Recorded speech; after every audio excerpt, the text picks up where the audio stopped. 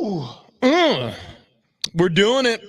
We are doing it on a Tuesday. It's already happening, folks. The work week is here.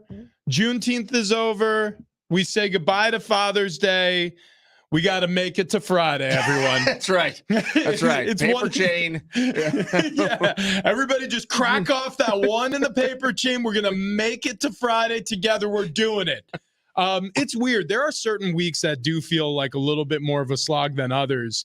And for whatever reason, I woke up Tuesday and I'm like, oh, we're going to earn it. We're going to earn it on this Tuesday. Yeah. And that's okay. I kind of feel the same. I am very tired from doing a whole lot of nothing over the weekend.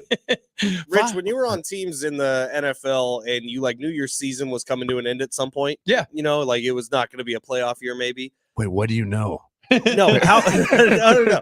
How early did you start booking your vacation? Oh, that's a great question. Like when you know it's like it's over.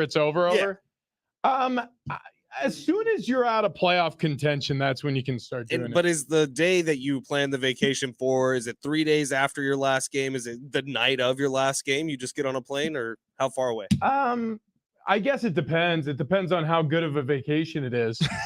You know what I mean? Like there are times where like if you have something great planned, like with a group, you know what I mean? Like there's a buddy who's like, oh man, we're going down. Like, I mean, one time we got invited to this thing. We actually didn't end up going, but we're going down and we're going to go island hopping off like the British Virgin Isles. Like, but we got to book our flights right now. It's like, we're still like, we may make it to the playoffs.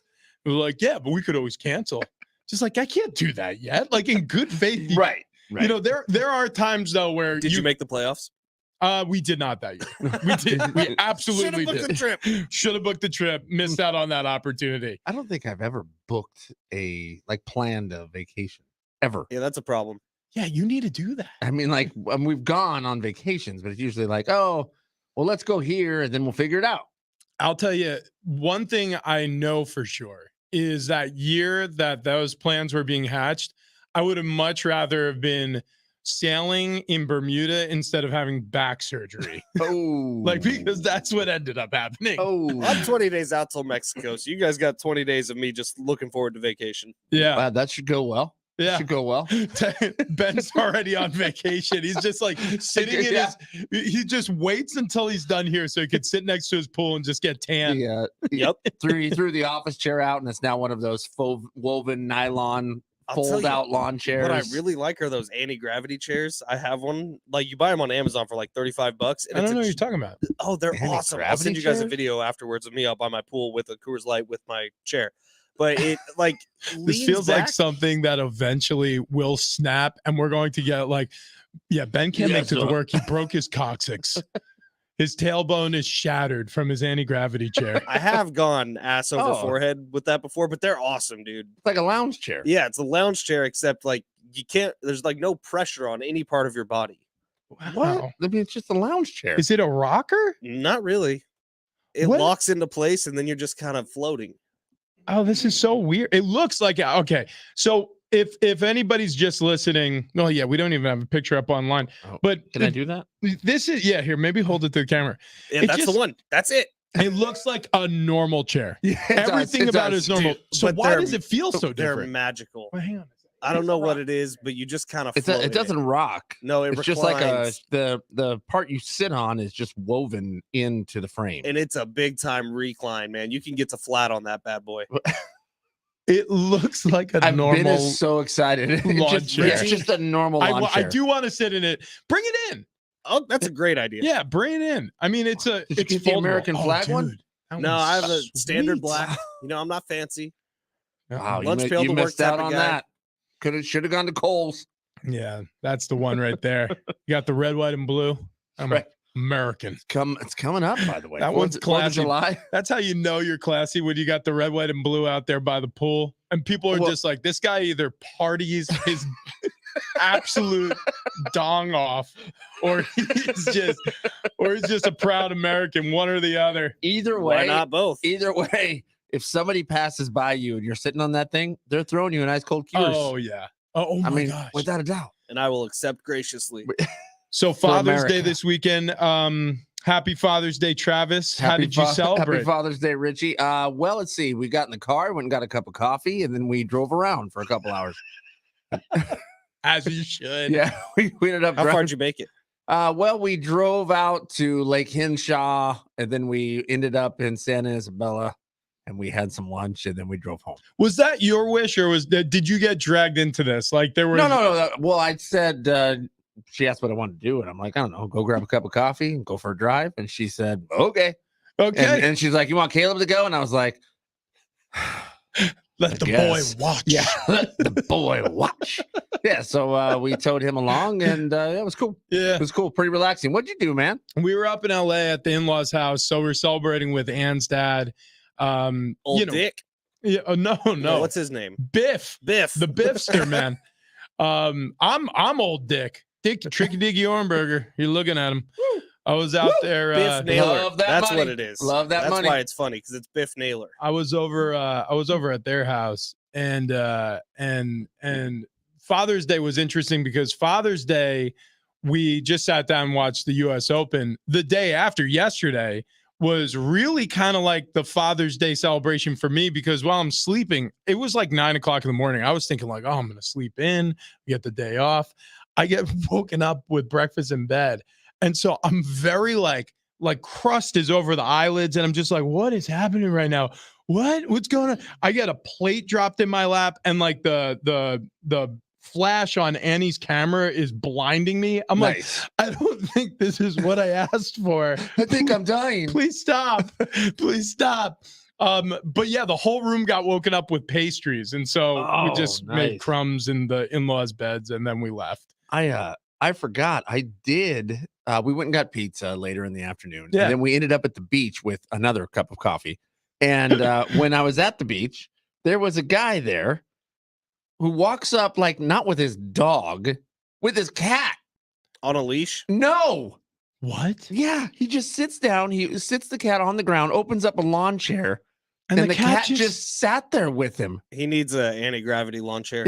Yeah, we need to talk to him about his where he's seated. It was crazy. That is incredible. I've never seen that in my life. Yeah, me either. He's trained the cat to just walk with him off the leash. The cat just sat there with him forever. And like when you left, he was still there, and the cat was still staying by his side. Yeah. That cat was drugged. Oh, I'm thinking. There's no doubt in my mind. The cat was all high on catnip. It's like, where are we going? It's just like holding on to the earth so it doesn't fall into the sky. Dogs were barking. He didn't care. Wow. I can't believe I have presents for you guys. We're entering a new era. What? The three of us. What's that? We're entering the bucket hat era. Oh, bucket wait, hat. I can't believe I forgot him. Wait a minute. I was in. Oh, go ahead. I was in Arizona over the weekend. We were visiting Kendall's dad, and he like hooked us up with a badass cabana at one of the Omni hotels over there. Wow. And so we were sitting there, and he's a beer guy, a new Coors Light shirt. He's a beer guy, and so there was swag bags there left for us by Modelo, and in them were bucket hats. And I think that we should all be bucket hat guys from now on. I was a big bucket hat guy in the late 90s. They're back. Yeah. They're back in a big way. 2000 was when, early 2000s, middle school. Yeah, late 90s, early 2000s was middle school for me. I remember putting on a bucket hat and being like, oh no, this works. Yeah. People were like ironing hats. There it is. Yeah. Oh, you said that to me and your brother. Yeah. Yeah, you said that to me and Alex Fletcher. I was already a little saucy. I of thought it was course the you two were. of you. Every time he left said me out of it. every time I he thought said it was the the two of you, but Alex had been texting earlier that morning. It was confusing. He's always taking selfies when he's drunk, Ben. I was in a cabana. What do you want me to do? Wait, did you have the sunglasses on? Oh yeah, the Okay, Doucher good. 9000s. Yeah. Oh, they were on. And the bro tank. Everyone knew what I was about that. Oh day. yeah. I like how when we were doing the Hardwood Balls Classic, and every time you would ask for the sunglasses, you'd be like, bring me the douchers. And then it was after weeks of this, we went, wait, those are his actual sunglasses. Yeah. Ben wears them all the time. It's so funny. Is this a problem? No, it's great. Love every bit of it. No. Who would wear sunglasses like that? They look good on you, though. I have sensitive eyes. You got to protect these baby blues. Those are polarized. Yeah, they really are. Yeah. And you can't get any other polarized sunglasses. No, they no, have no, to no. look like that. They have to have that mirrored finish too. Mountains blue, So are my glasses. Correct. So are my glasses. Over on YouTube, someone's saying we need next level fat guy shirts. Oh yeah. I can't wait for next level fat guy time trials. Oh yeah, that is today. As we conclude the time trials today, Yeah. the second half. So McDonald's clocked in at 3 minutes 11 seconds from the time Travis Dale got to their drive-thru in the morning until he left the drive-thru with the bag of food. That is correct. It was an incredibly fast visit. Now, here's my question today. Do I count it? I mean, as soon as I get in line. So if there's 5 cars in line, because there was not at McDonald's. Right. So do I time that as soon as I'm in line? I mean, I guess you have to. Yeah, I guess you have to. I mean, technically you kind of started the clock when you were arriving in the drive-thru, and then your order got placed like within 20 seconds of that. Well, I because feel like that's part of it. There was one car kinda ahead has of to be. me. It's part of it because the fact that McDonald's has the 2 lanes. Right. And like you guys both said that's irrelevant. It doesn't mean anything. Yeah, I disagree. I yeah. think it means something. Well, I don't know Because if it was one line, though, there would have been 2 to 3 cars in front of him. Yeah, well, Yeah. we'll find out. Look, we'll find out. Like, that's the deal, man. Like, that's why we're doing this. Right. It's science. I mean, people this need comes- to- Why we're doing this. The original claim was Rich said Jack in the Box was faster than McDonald's for breakfast. It absolutely is. And 311 is going to be tough to beat. Well, it's going to be a matter of seconds, I realize now. So in my mind, it's so much faster. But it may only be, well, I mean, if it's a minute faster, I mean, that'll blow the doors off of this competition. geez. But like, say he arrives, and even if Jack in the Box wins by 20 seconds, that's still outstanding. 311 well- felt fast. Oh yeah, I feel the same way. If Jack in the Box wins by 20 seconds and it's in the 2-minute range, Yeah. that to me seems huge. I mean, we're talking about, like, you know how people be like, smash the world record in the mile, and it's only like 3 seconds difference. Yeah. You know what I mean? But we're talking about world records. I mean, I don't know. That's what we're talking about today. Yeah, people have never done this before. That's why we're doing it. I mean, we got to figure out which morning breakfast drive-through line is faster. The people need to know. McDonald's or Jack in the Box. And I think I left at about 06 last time, 7:06. Yeah. Yeah, that makes sense. So I'm going to leave at the exact same time. This is so Going to funny. a It's very science. similar location. Instead of turning right, I'm turning left. Right. Yeah. Which that may cause a bit of a hang up, but hopefully not. 12 Well, minutes. It doesn't matter. It's once you get in the drive-through. Yeah, that's well, true, too. looking total time. Yeah, I was going to say total time 12 minutes 22 seconds. So 12 minutes 22 seconds also extremely fast. I thought so. Door to door. Yeah. I mean, you left and And came back in and 12 minutes 22 seconds. It takes me 3 to 7 minutes to get to my car. It is a slow-paced amble with some limping involved. That is actually accurate. All right, so we have some pretty interesting news happening locally with San Diego State. San Diego State has sent their exit letter to the Mountain West. Hell yeah. Then the Mountain West Conference rejected some of the Uh-oh. exceptions requested by San Diego State as it's looking to withdraw from the conference. Some of the exceptions were nearly all of them. Yeah. They just said no. The first thing I thought of when I saw this, so that we can get into the details, was you break up with someone and they tell you no. Yeah. That's really like I sent my resignation letter in and they said, nope, you still work here.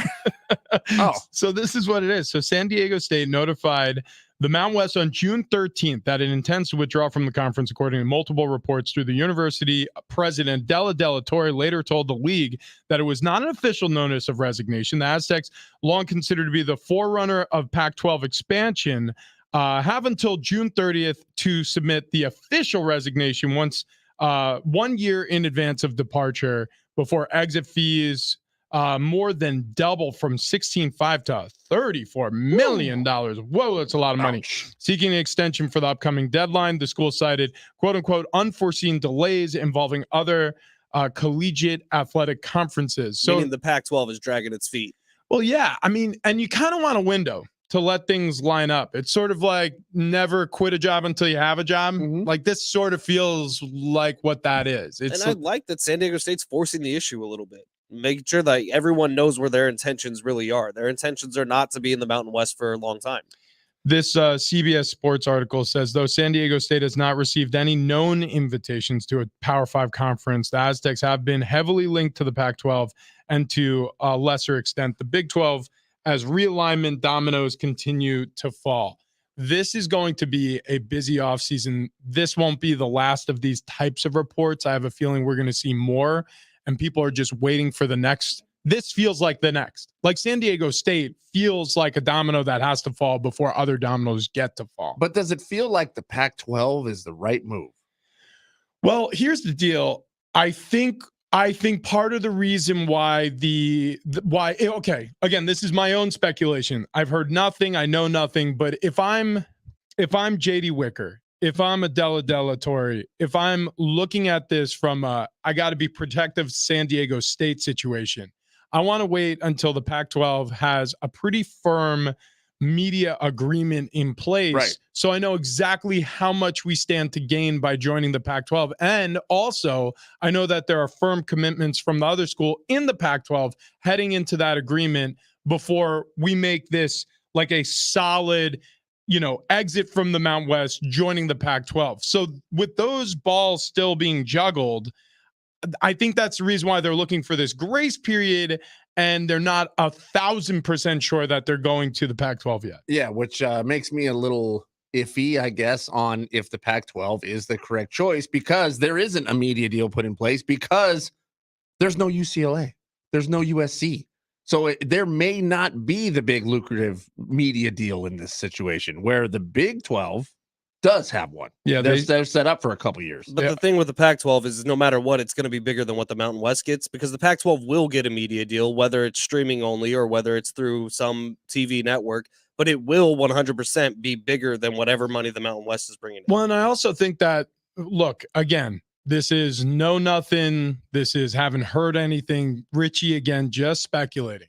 But if I'm going to speculate what conversations look like that encourages San Diego State to make this splashy news, is the Pac-12 is saying, hey, look, we want to get the media rights deal done, but we need something that's going to generate enough trust with these networks that we are getting you. Like, they want to know what teams are going to be a part of this package that they're purchasing. And whether or not they'll have any sort of presence in Southern California. Right, because the Big 12 just secured a deal that brings them all the way through 2031. It is 2023. Right. So, I mean, like, if I'm a network and I'm saying to myself, like, yeah, Pac-12, like, I do want to do business with you. Like, you do still have a lot of regionally interesting schools, and there's a lot of people who watch those schools that are still involved in the conference, or in the conference here.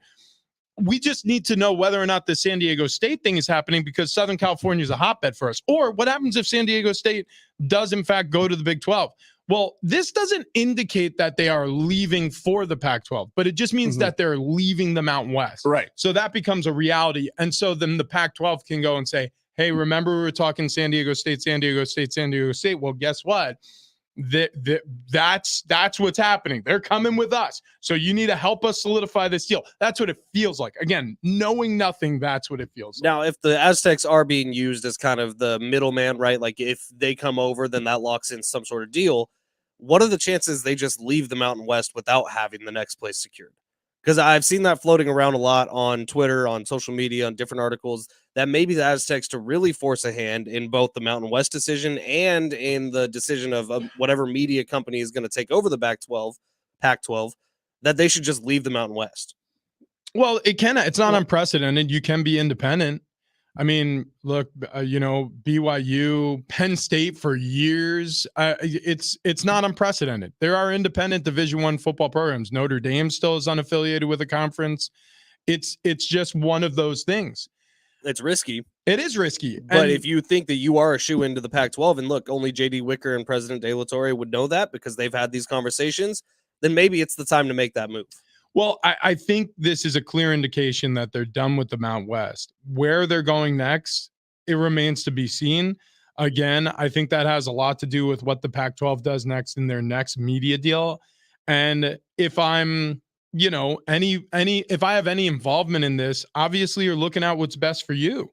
So in signing up with a new conference, it's got to be for monetary gain that's going to be the most you could possibly put in your pockets or fill the coffers with. And if that's from the Big 12, well, then great. If that's from the Pac-12, well, then great. If that's going independent, great. But it's going to be for those reasons, because that's the only reason why you leave in the first place. It's the only reason. It's because it's from a business standpoint the most beneficial decision right now. And you got to strike while the iron's hot. Coming off a championship run in basketball, all of this decade of success on the football field, now's the time if you're San Diego State to make the move. Yeah, I agree. I agree with every bit of that. I mean, there's no reason to jump if it's not about money. Yeah. I mean, okay. I'm sure people can give lists of reasons why to jump, but better ultimately, TV times, ultimately, I mean, the thing is money. Yeah, exactly. You follow the money, boil it all down, and you're capped in the Mountain West. I feel like now, maybe not with basketball because we saw the success of the basketball program this past year, but I do think you're capped with success in recruiting. You're capped with success in national branding. You're capped with so many different things in the Mountain West that making a move to a Pac-12, even if it's not as strong as the Mountain West right now, it's going to be financially bigger and it's going to be recruiting just wide open for San Diego State, who now would own Southern California if they go to the Pac-12. Well, I mean, they would own California in the Pac-12. You're still competing with USC and UCLA because they're not leaving Southern California. They're just leaving the conference. They're still here. So you're competing against the Big Ten for those Southern California recruits. But in the Pac-12, then you stake your claim. And really, again, from a television market standpoint, if you're the Pac-12, you want San Diego State. Big 12 too. And we'll see. But again, this move happens because they're looking for, greener pastures elsewhere. San Diego State is. And I hope they find them because, again, talk about one of the most successful programs in the West Coast of the United States over the past decade. That few can compete, if any, with San Diego State. When ESPN or Fox or CBS puts up those graphics of most winning between basketball and football of any Division I school, San Diego State's always in the top 5. Yeah. You got yourself a new hat, Rich. Went to the U.S. Open, watched Wyndham Clark take home. Yeah, I don't know why Ben's so jealous. I sent him pictures. It's very jealous. Sent him a lot of pictures. Ricky Fowler falls apart. Open. That's a big deal.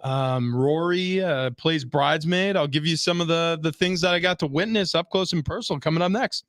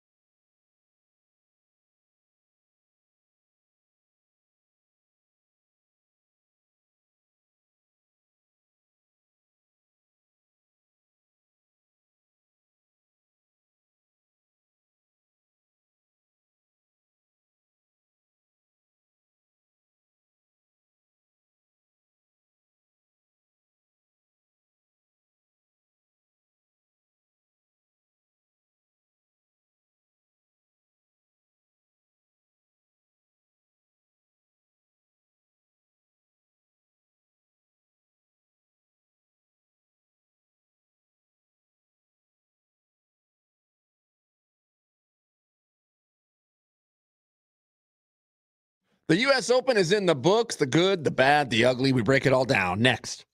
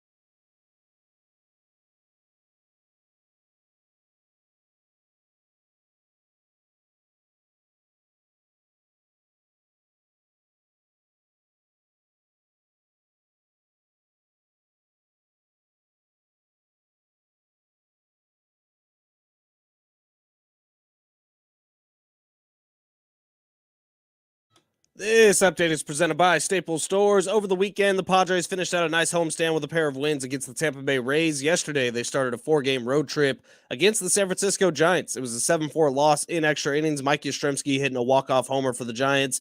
Back at it today, Seth Lugo on the mound for the Padres in the Bay Area, 6:45 first pitch. NL West yesterday, D-backs crushed the Brewers 9-1. Rockies lose to the Reds 5-4. Dodgers had the day off. In the NBA, Draymond Green declining his $27.6 million player option with the Warriors. He is now an unrestricted free agent. Warriors do want to bring him back on a new deal. In soccer, Lionel Messi will make his debut with the MLS on Inter Miami on July 21st. And in golf, Wyndham Clark, he wins the 2023 U.S. Open Championship at the LA Country Club. Final score 10 under par. Rory McIlroy would come in second place at 9 under. Staples Total Support Plans are your tech plans for the unplanned with 24/7 PC protection against bugs, cracks, and hacks. Plans start as low as $199.99, plus now get up to $250 off select computers. In-store only. Offer ends July 29th. See an associate for details. Protect your tech at Staples.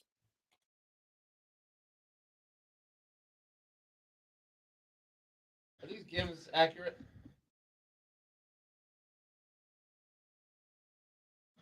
San Diego Sports 760, Big Rich TD and Fletch. Happy Tuesday. We got 4 days left. Yeah. I mean, it's flying by. It's flying by. Everybody's working for the weekend. I thought you just popped open a Cures there. Oh, I know. It was That a white, looked like that was it. a white monster. No, the vending machine's restocked. Oh, bang. Oh, yeah, dang. What flavor? Blue Raz. I might get one of those. You know, I always wonder why blue became raspberry. That's a Like, great why point. is blue raspberry It flavor? happened in our childhood. Yeah. Raspberries aren't blue. What the hell? Right. Yeah, dude. But it was always like the icy, you know, when you'd go to Target or Yep. the gas station, it was blue raspberry. I I guess at they had red cherry. It bothered my dad so much. Like what you're saying, it was a conversation when my dad was driving around. You put me right back. I can smell the car.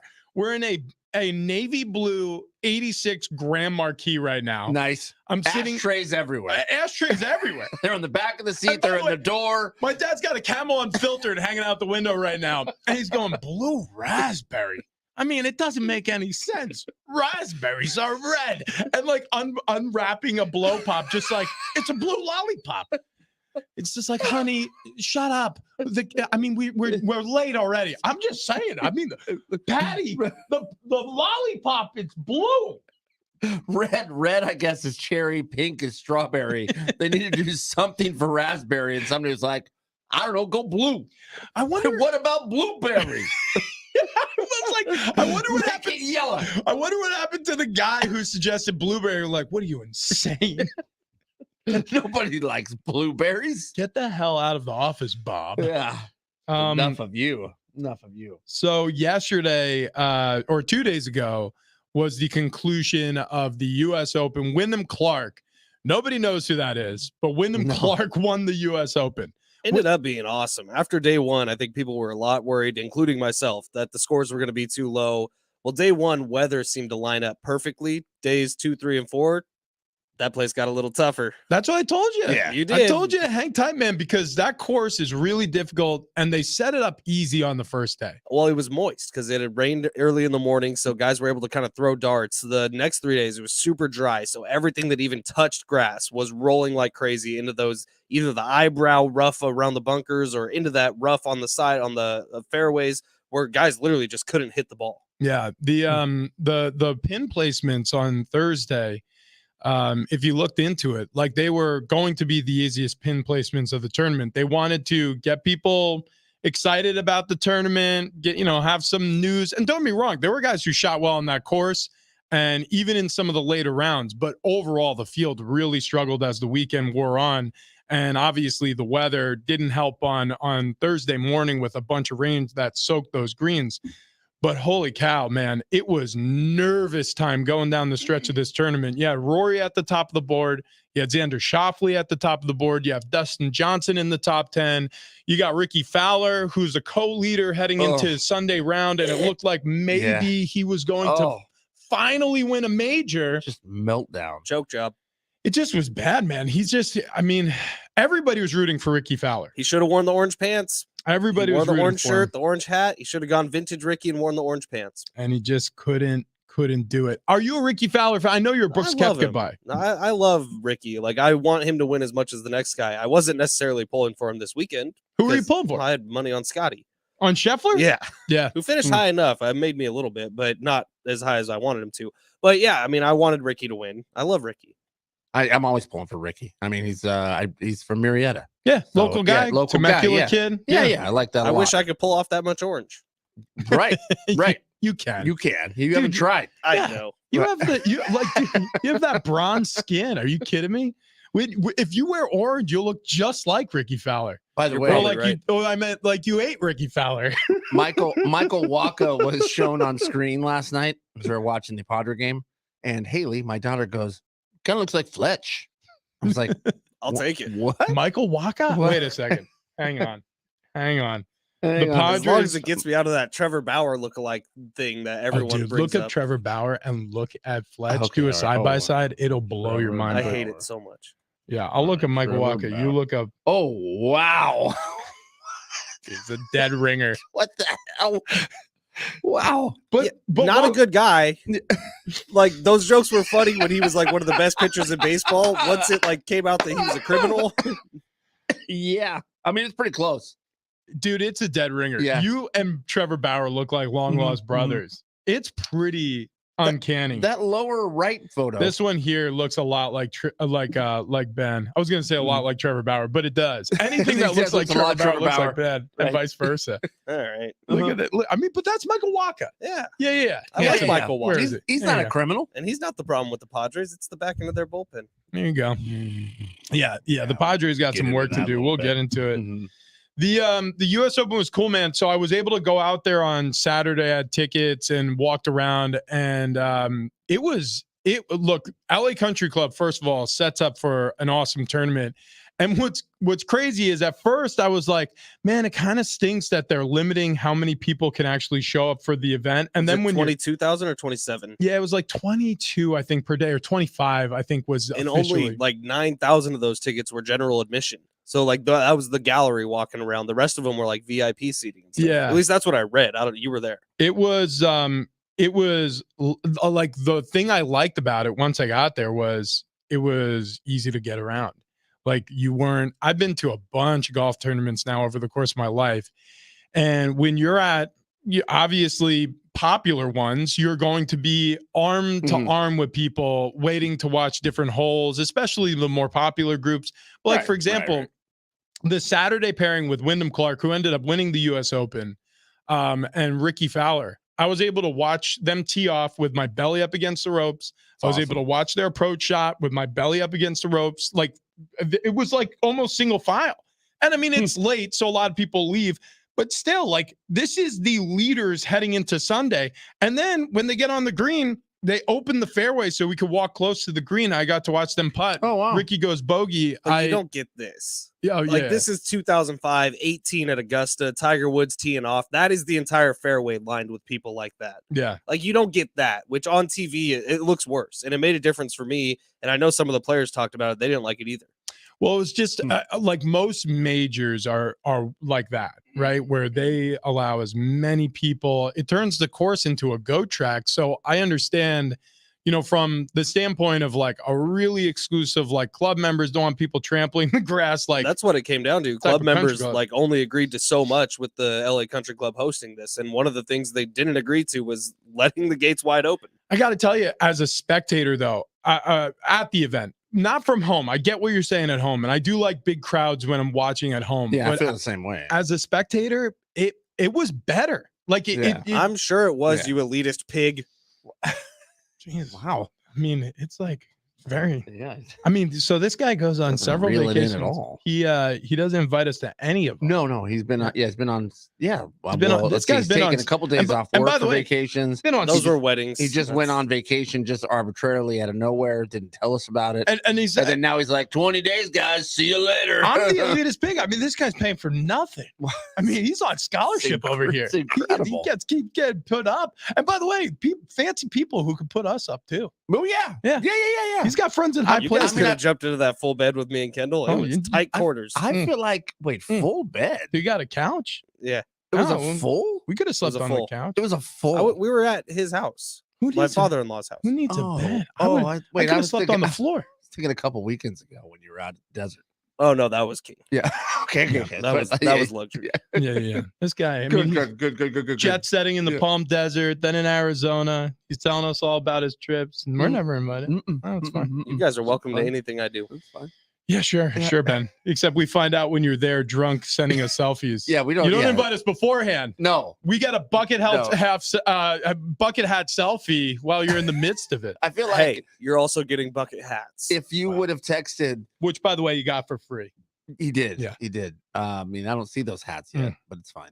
I bet that hat doesn't fit my gigantic head. Yeah, that's accurate. I It's need a a, tight I need a squeeze on large mine. bucket. I need a large bucket. Yeah, definitely do. But I will say this: the Wyndham Clark storyline was my favorite of the weekend. So I thought it was going to be Ricky. I thought that was going to be my favorite thing going on this weekend is how he's going to march out on Sunday. He's going to cure all that ails him. He's going to win this Open and his first major, and we're all going to celebrate Ricky Fowler. But instead, Wyndham Clark's story is awesome. He in 2022 to start the year in January, he was 165th in the world golf rankings. This guy just won a major and he was a nobody. Mhm. His highest major finish was 75th prior to this. 75th. That's Is incredible. outrageous. Checking for ringworm. And then you find out he loses his mom to cancer at age 18. She was only 55 years old, so a Sad. young woman. And on her deathbed told him all these things about his golf career, like, be bold and courageous and all these things. And you're just listening to these commentators do an excellent job conveying all this. And like your heart's in your throat. You're rooting for the guy. He lag putts up right next to the hole on 18. You're like, oh, he's going to finish this out. And the first thing he does before he takes that last putt is he looks up to the sky, and he was talking to mama. Like I'm not afraid to admit it. I'm in tears watching this guy finish out this hole. It was incredible. Just the story makes me choke up a bit. I mean, that's the stuff movies are made of. Yeah. Crazy. Yeah. So I mean, it is whenever any story plays out like that you're watching on TV, that it's real life and happening and unfolding in front of you, it moves you. And holding off a late charge by Rory, holding off Scotty Scheffler, holding off DJ. Like he was holding off a pretty buff field behind him too. And playing that well with a pairing who's falling apart. I mean, I feel like that makes things tougher. Sometimes it could drag you down. And by the way, it's not just the pairing. Like these guys like each other. So Wyndham Clark looked up to Ricky Fowler when he was on tour and Wyndham was still an amateur. He was like, one day I want to be like Ricky. Well, anyways, he makes a pro and he finds Ricky and they become buddies. So like they golf together all the time. Like he considers Ricky Fowler his mentor. And during the first major he wins, he's paired with them both on Saturday and Sunday, the entire round. And the other crazy part about it is he beat him with Ricky's putter. So Ricky just changed up his putter to this putter that he found from this caddy who had double lead tape or triple lead tape underneath like an Odyssey White Hot, which nobody golfs with anymore. Mhm. It's got that big goofy grip that you saw him putting with, like the super long shaft and then that super stroke, like thick grip putter grip. Yeah. So both Ricky and him have that putter. And the reason why is because Ricky Fowler and him went golfing last week or 2 weeks ago. And Wyndham Clark was like, hey, man, that's a crazy setup. Do you mind if I try that out? And he goes, yeah, sure. So he takes a putter and he's like, dude, this is awesome. He goes to the Odyssey people and he goes, could you make me this exact putter? He brought it to their manufacturer and he was like, could you make me Ricky's putter? And he does. And then he goes to the US Open and beats Ricky with his own putter. It's fantastic. It's unbelievable. And he wasn't missing putts, especially Friday, Saturday. Like while Wyndham Clark was trying to stay in everything, he was not missing. No, Well, when you get dialed in, man, you just stay in that zone. Never been there. it was cool. No? It was No. cool. I really do want to golf this week, though. We should get Let's out. set that up. Yeah, we'll set that up, especially after watching majors. All of a sudden, you get the itch again. Okay, we got to talk Padres.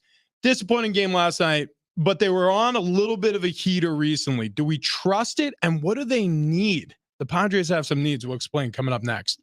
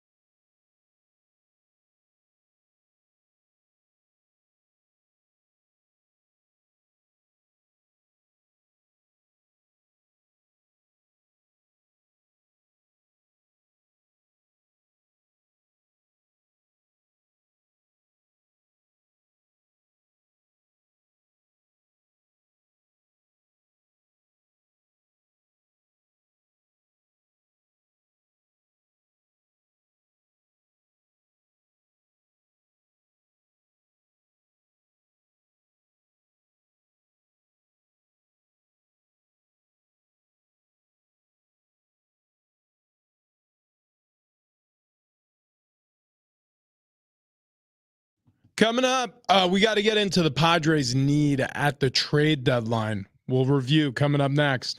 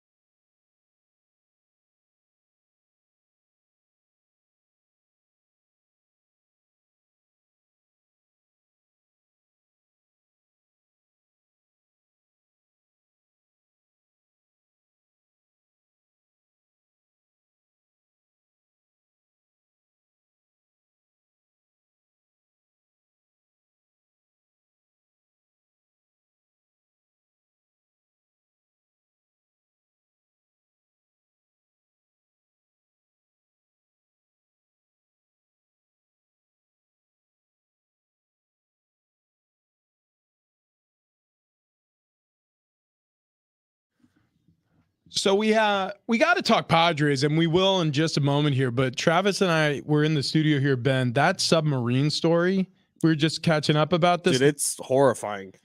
So Yeah. anybody who it's doesn't scary. Running know, out of oxygen by the minute. the submarine that went out to just view the wreckage of the Titanic has lost communication with surface, and so it's either crashed and everybody's dead, or it's on the floor of the ocean somewhere and nobody knows where, and these people have oxygen, but how much left? I think it was like 4 days for the 5 people. That's if they don't panic. Right. If they panic and they start breathing heavy, that causes more issues. And then potentially they're floating somewhere. So that it's possible that they're just adrift under the water, floating around. And the ocean's pretty big. Yeah. Right. Dude, Right. that is the worst way to go. So I think that's officially the worst way to go. I also watched a video on the sub that they are in, which is called the Titan. Which is Titanic. real close to Yeah, I mean, Titanic. come on. Oh, Yeah. man. And so in the sub they're in, it's like not what you would expect from a vessel that can go like a mile down into the ocean. What do you mean by that? Like it's controlled by a PlayStation controller. Oh, well, That's not even a joke. have you looked at the Elon Musk rocket? It's an iPad. Yeah, I mean, but like this thing, did they have like little lights in there that the dude, the CEO of the company, admitted? He's like, yeah, I got these from Camping World. Oh, no. Like it seems like a sketch thing to begin with. Oh, no. It probably cost $500,000 to make, or more, maybe more. I don't know. Maybe go with not the Camping World. I'm gonna send you life. guys the video I watched on this, and Yeah. you can watch it during the commercial break. You're gonna be like, oh, I would never get in that thing. I'm gonna throw up just thinking about, like, imagine, I don't even want to imagine it, but if you're on the sub and you know that time's running out, like what I mean, when do you lose hope officially? This Like, is the inside. oh my gosh. So Wow. being in that cramped of a space Yeah, with 4 other people. dude, my skin's crawling. Yeah, but I mean, this is kind of like when we were sending the Apollo rockets up to land on the moon. Yeah. I mean, Except those you're were astronauts. These are people who just paid to be on it. Is that Well, true? That's yeah. it's not like scientists. No, I don't know. There may be one, Yeah. but yeah, it's like there's like a billionaire for this and a millionaire for that paid to go down there and view this wreckage. No way. Yeah. So these are like civilians who paid to have an excursion. Yeah, investigate the Titanic wreckage. Oh man, Right. dude. This is bad. It's the scariest thing.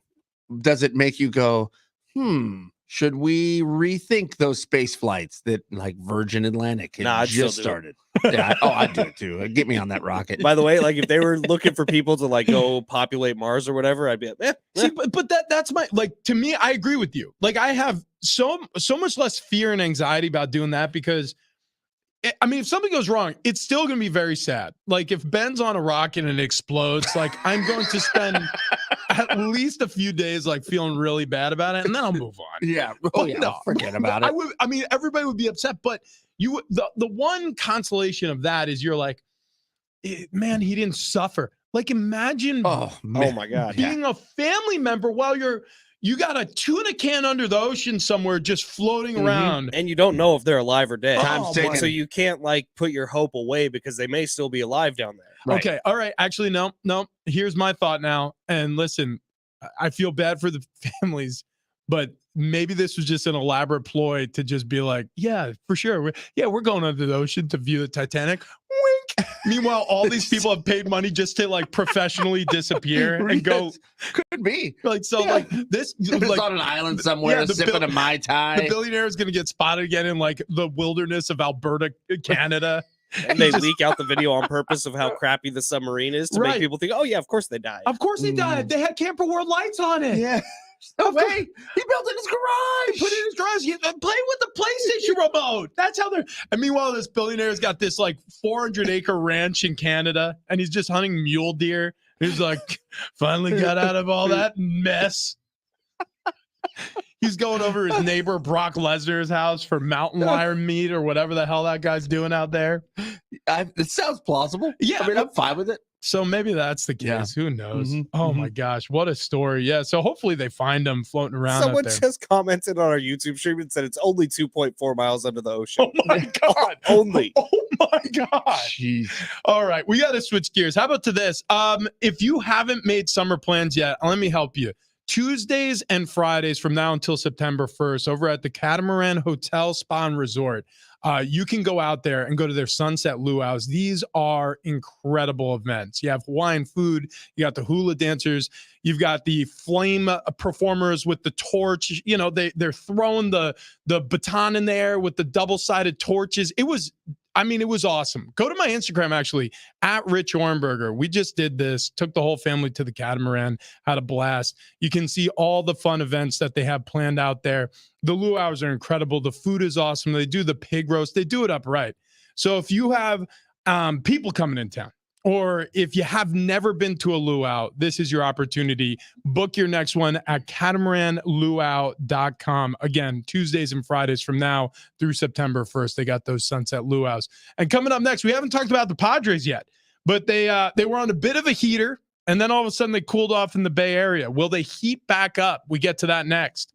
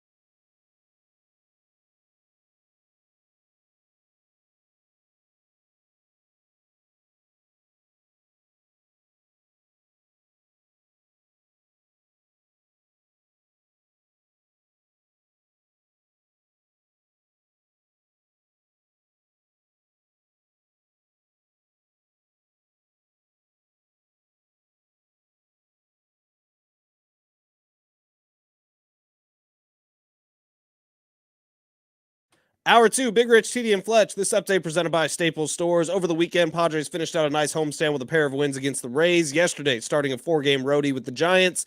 They started it with a 7-4 loss in extra innings. Mike Yastrzemski hitting a walk-off homer for the Giants. They'll be back at it today. Seth Lugo on the mound for the Padres in the Bay Area. 6:45 first pitch. NL West yesterday, D-backs crushed the Brewers 9-1. Rockies lose to the Reds 5-4. Dodgers had the day off. NBA, Draymond Green has declined his $27.6 million player option with the Warriors. He's now an unrestricted free agent. Warriors do want to bring him back on a new deal. In golf, Wyndham Clark wins the 2023 U.S. Open Championship. It was at the LA Country Club. He shot a final score of 10 under par. Rory McIlroy coming in second place at 9 under. Staples Total Support Plans are your tech plans for the unplanned with a 24/7 PC protection against bugs, cracks, and hacks. Plans starting as low as $199.99 plus. Now get up to $250 off select computers. In-store only. Offer ends July 29th. See an associate for details. Protect your tech at Staples.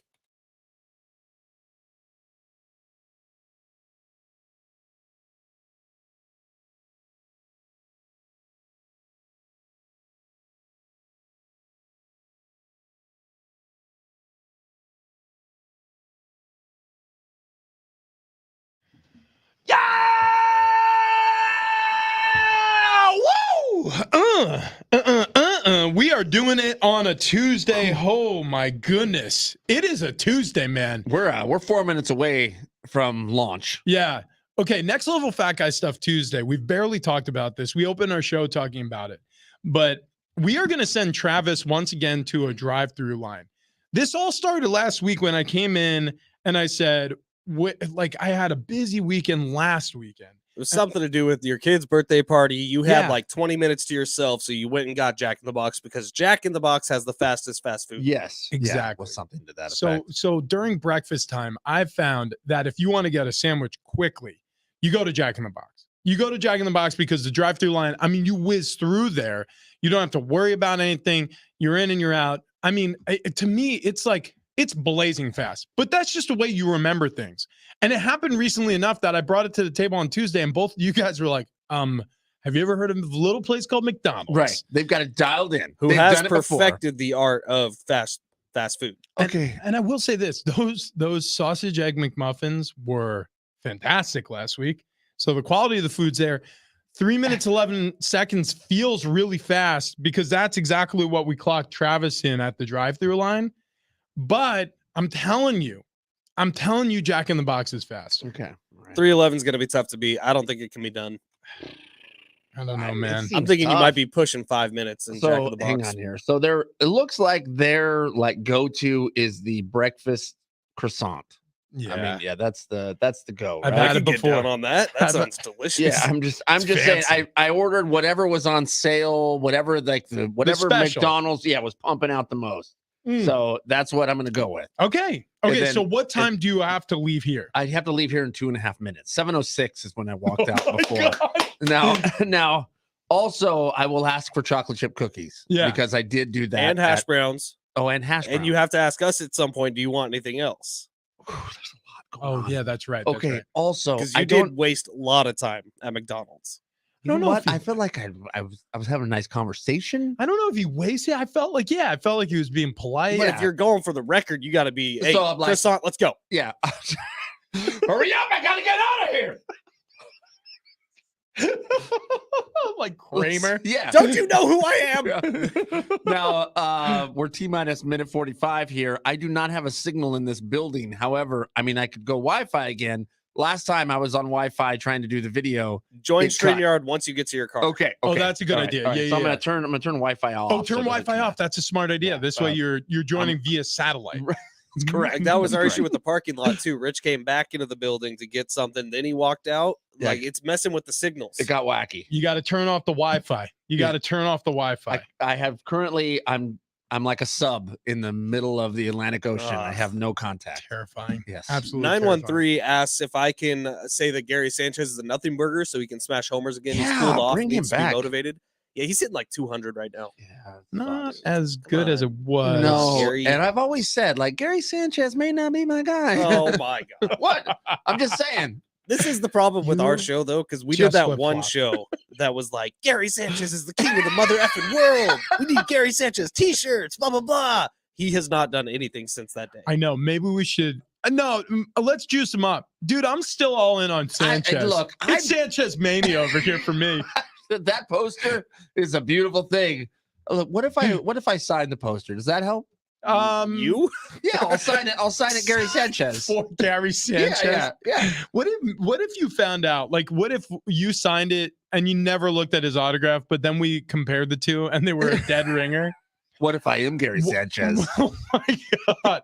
I've never actually seen you both in the same place at the same time. It's true. So there is that. Oh my God. Oh, I got 9, 8, 7, 6, 5, 4, 3, 2, 1. Go, Travis, go! Clock has started. He set the timer. Oh, and I gotta set the timer when he gets to the drive-through line. That's what it's all very complicated. Dude, yeah. There's so many ins and outs. So Travis is going. He's going. I'm very excited for a croissant. Me too. You and I are here. Yes. We have not discussed yesterday with the Padres yet. Okay, so getting beaten in extras, it's a tough pill to swallow. Tougher now because they've actually been on a little bit of a streak. They had a nice little homestand against two different teams, one of which, the Rays, are at the top of the MLB.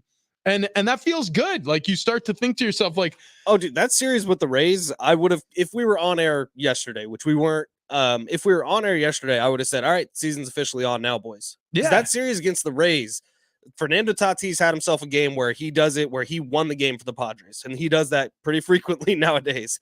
There was the shutout game against the Rays. Like, that was the series where I was like, oh my God, this Padres team actually looks like the Padres we thought they were going to be. But then yesterday, you get the other side of it. Now, Twitter is calling for Bob Melvin's head. I watched a little bit of John and Jim's wrap-up show last night, and the comment section was calling for Bob Melvin's head. And I would say, well, he was kind of handcuffed last night. AJ Preller put down the notice before the game that you were not going to have Josh Hader, Nick Martinez, or Steven Wilson last night. That's your A team out of the bullpen. yeah. If you don't have those guys, it kind of feels like a scheduled loss almost. Well, yeah. I mean, here's if you don't have your best players in a situation where you need them, and I'm talking about like the A bullpen, like you got to consider those are almost games that you're not trying to lose any games, but you know you're going to lose those games. Now, they kind of gave it away because when they had a lead late. Yeah, in the ninth.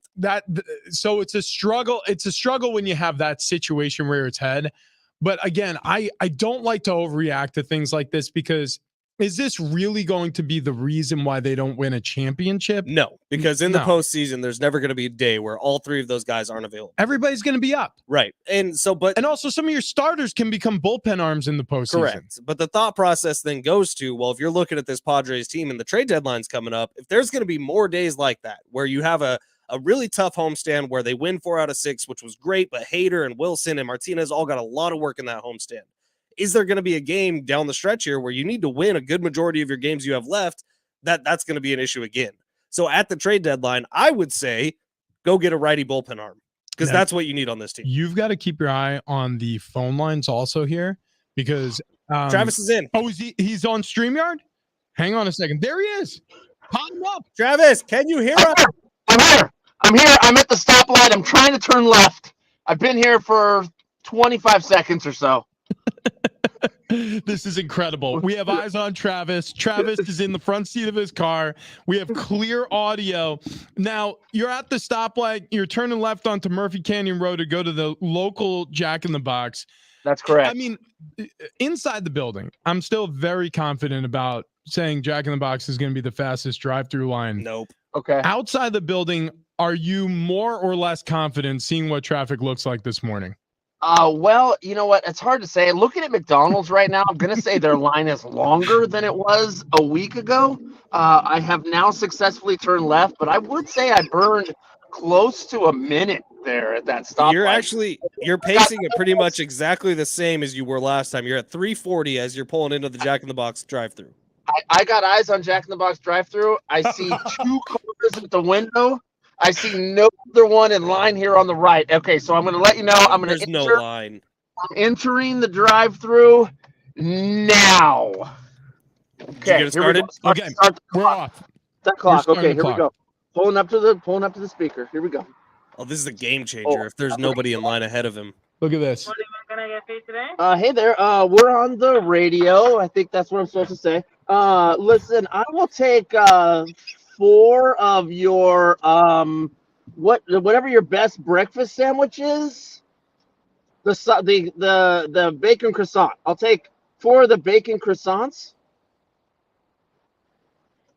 How many supreme croissants? 4. 4 supreme croissants, okay? Yeah.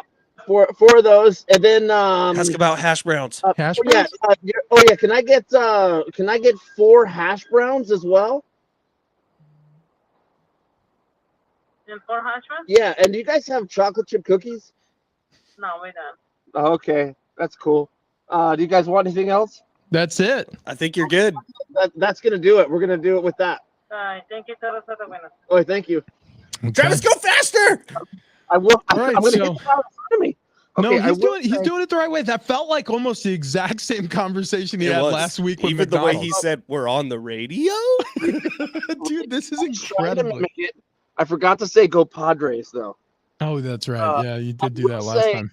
I will say right now, I think I ordered the Supreme croissant and Oh, not thank just God. the standard croissant. Yeah, but I mean, it was considerably more money than McDonald's. We got Venmo. It's science. Probably get a Yeah, we could get a grant. We're gonna go petition the U.S. government to help us with this study we're performing. If there is not a Listen. Nobel Prize in our future, I would be ashamed. This is for the betterment of mankind. I'm gonna tell you right now that there's no way Jack in the Box is faster. When I pulled in here, these same 2 cars that were at the window, like one at the window, one right behind them, are still sitting here. And So I've you ordered. got straight to the window, where at McDonald's you had to wait. Yeah, this is. What's our time at, Rich? Oh, right now, from the moment he entered the drive-through line, 2 minutes, 13 seconds and counting. Yeah, There's- this is there's it's no going way. way over. In So fact, McDonald's is going to completely destroy Jack in the Box. right Wait, now. hang on. Turn the camera around. Let me see what the drive-through line looks like in front of you. Hang on a second. Oh, wow. Yeah, look at that. Yeah, he's toast. We got brake lights. And is that a F-150 in front of you? He ordered like 10 things. No, that's the exact same truck as mine. It's a little GMC Canyon. Dude, yeah, we are closing in on 3 minutes. It is 2 minutes, 45 seconds just tick past. And you are no closer to picking up our supreme breakfast sandwiches from Jack in the Box. I'm moving. I'm He's moving. moving. This is a I'm big moving. deal. Yeah, hang on. Where are we at right now? We're at 258, 259. Okay, the guy just paid. And he's leaving. I'm coming up to the window. All he got was a drink. Oh boy. Oh my boy. gosh. Oh my gosh. This is gonna be a lot closer than I thought. It's gonna be so much closer than I thought. Here he goes. He's got his card out. Yeah. Time is a ticking though. She's That's not gotta be taking it, the right? card. Here it is. What's the big croissant for hash brown? That's me, Claudia. What was that? Ketchup. Ketchup would be awesome. Yeah. That's got to be it. Oh yeah, we're Oh, over. we're over. Yeah, we're over. I was saving the suspense. Look at this, Travis. 3 minutes, 40 seconds. Wow. I mean, Wow. McDonald's is going to crush Jack in the Box. It is total domination. Okay, Big so thing for I will McDonald's. say this. I've learned a lot, though, because I was so sure that Jack in the Box was so much faster. And maybe in Pacific Beach it is. But this is going on 4 minutes now here at one of the busiest intersections in San Diego. I mean, this is, oh man, 4 minutes 5, 4 minutes 6, 7. We are. I Jack in the should've got Box is some of getting this- I cooked should've here. got some of this iced coffee. This iced coffee looks amazing. Yeah, maybe we should get nice coffee also. You know Although what? I got a bang energy. Really Yeah. feeling that. Can you feel your heartbeat going faster since you started drinking that? Yes. Okay, me too. It's so good. Is that normal? 4 minutes, 30 seconds. Travis, do you have the bag in your hand yet? No. And the I'm window telling is you, empty. dude. McDonald's has it buttoned down. You're not going to beat them. This There's is probably incredible. like 3 people working at that Jack in the Box. There was probably 14. I mean, at I'm keeping the McDonald's. clock running because for science purposes, we need to know Yeah. exactly what Jack in the Box clocks in Well, at. and once he gets, like, he still has an opportunity to beat it getting back in. That's a good point, I guess. Yeah, I guess yeah. maybe, but what's your clock at? 9 minutes. No, there's no chance. Can you get back here in 3 minutes and 11 seconds? Maybe if I just go over these trees ahead of me. It's worth it. Science. Listen, They apparently put way more prep into these croissant, whatever breakfast sandwiches. Dude, yeah. McDonald's. I'm sorry. McDonald's right now is almost lapped J and the B. It's 5 minutes, 20 seconds. It's 5 minutes, 20 seconds, and McDonald's took 3:11 from the time he entered the drive-through line until he was leaving with a bag. All right. You know, Richie. I almost. What happens if I get the bag and it's not accurate? I mean, that's the whole thing's voided. We get demerits. Like you. Oh wait. We got the bags. We got bags in hand. I'm en route. Okay, here we go. 546. Wow. That's the real deal Holyfield right there. That is absolutely incredible. All right, now I'm at the stoplight of Murphy Canyon. I got another left turn to make. I think these left turns really do hurt the overall time. Yeah, you're going to get smashed on the overall also because you're at 10:07 right now. I'm going right incredible. now. I'm going right now. I will admit when I'm wrong. I will admit when I'm wrong. It's fun being on this side. Usually I'm the wrong one. Yeah, I was way off. You fountain of misinformation, you. 5 minutes and 56 seconds. I misinformed nobody. I was convinced. Hey, but you know what? Guess what? We all still win because now we get to eat. Yeah, the story ends really nicely here. I just keep waiting for Travis to get pulled over. There's a cop. There's a cop that's driving by right now. There's a cop. I had to put the camera down. There's a cop. Hold on. Everybody be cool. Just everybody be cool. Are you running from the law right now? Yeah, I don't think he's turning around. I think he's turning around, so I think we're good. All right. GTA 6 featuring Travis Dale. All right, so officially drive-through time, Travis, 5 minutes 46 seconds, 0.8 hundredths of a second. He can still beat the overall time. If you're pulling into the parking lot right now, you have like 1 minute exactly to get back into the studio. Nope. He's at another light. Yeah. All right. Yeah. Look, I mean, we knew that this left light was going to be some time here. I don't think there's any way, unless I just crash my car into the building, that I'm getting back there and beating McDonald's. Yeah. All right. Well, we'll see you soon, Trav. All Yep. right. Yep. Wow. That's incredible. That's incredible. I wish I was surprised. Now I'm just hungry. Yeah. Jack in the Box, you failed me. I can't believe you've done this to me. I thought for sure faster drive-through line. McDonald's won by I don't know math, but whatever 546 minus 311 is Multiple significant. minutes. It's significant. So are you on board with the fire Bob Melvin? No, Me neither. no. Look, the whole thing. By the way, I wasn't on board with fire Andy Green. By the way, I wasn't really on board with fire Jace Tingler. Oh, come on. I mean, it's just the truth. You're blaming a manager for what? I mean, what does the manager do anymore? It's AJ Preller.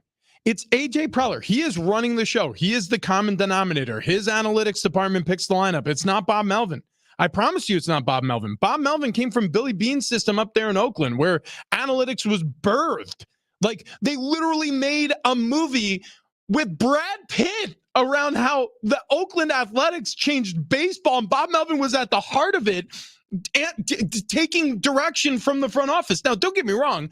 I do think that Bob Melvin has some say. How much? Probably more than most managers, but not as much as people think. Yeah.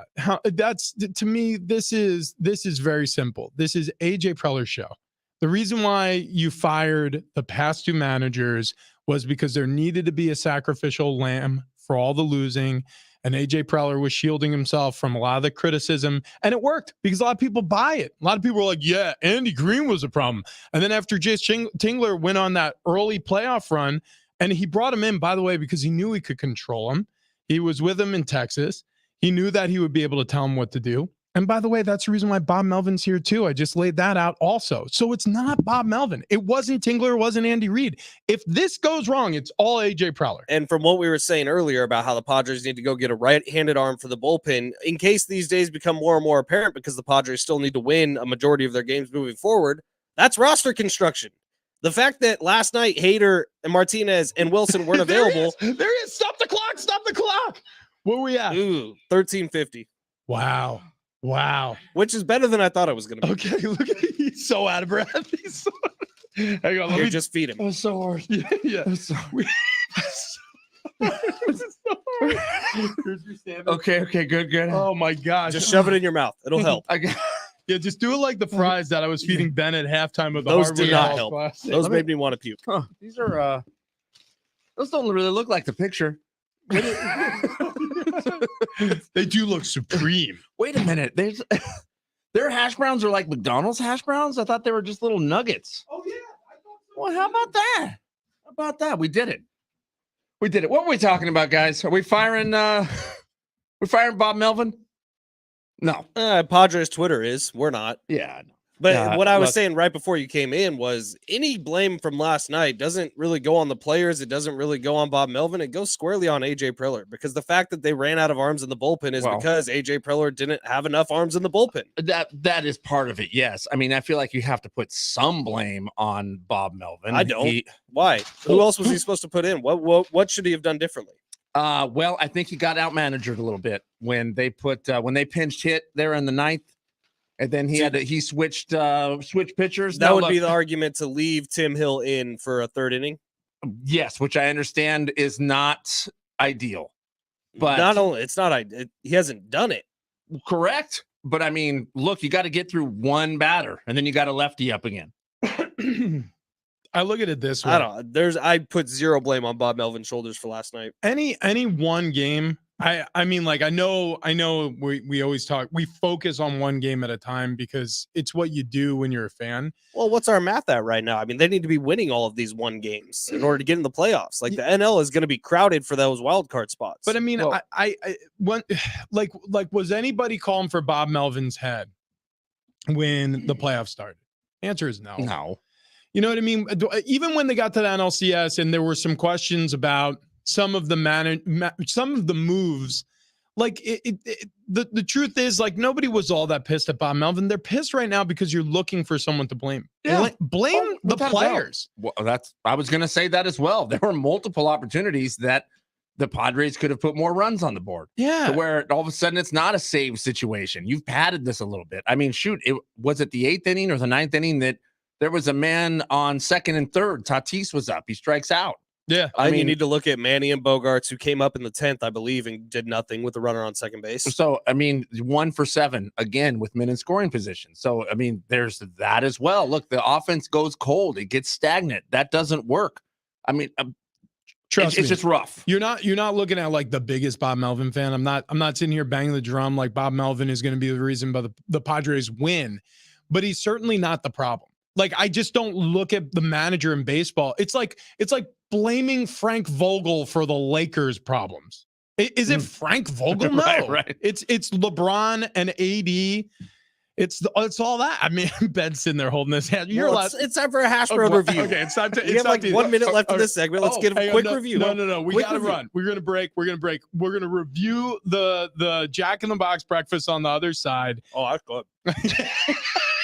That's our thing. All right, we're gonna do that on the other side, and then John Morant. Oh boy, his camp has spoken up. This is getting stupid. We'll explain coming up next.